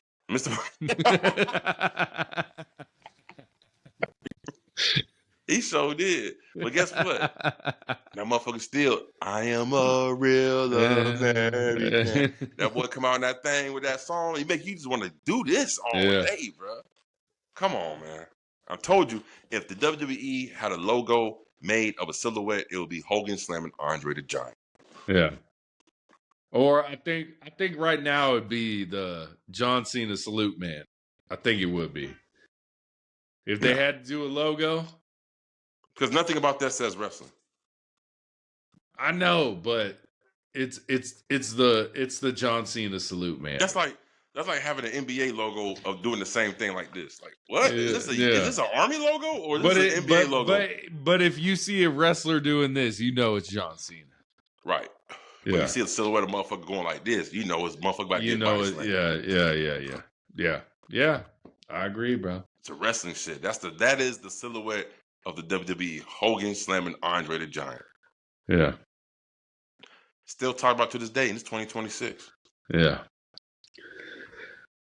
Word on the street is they're going to take Hogan off the Great American Beer. Did you hear about this? They're going to take Hogan off? They're going to take That's his beer company. Off the Great All American Beer? All American Beer. They're going to take them off, bro. I've had it. It's not bad. It's not the best beer. It's good like a watered down Bud Light, and that's horrible. No, I would say it's like a watered down PBR. Oh, shit. Yeah. Damn.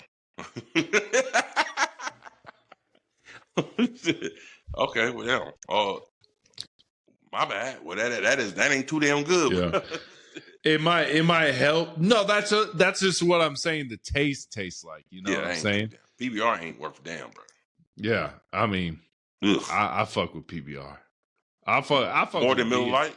I fuck with beer in general, bro. I fuck with it all. Michelob Ultra, not for me. I don't like Michelob. Yeah. So what I'm saying is they're taking Hogan off the cans, and they said that they're going to bring him back every so often for like special edition packaging. Oh. Why do you think they're doing that? Do you think it's because of the Hogan backlash, or you think because he's not here anymore? What makes you think they're taking Hogan off the cans of All American Beer?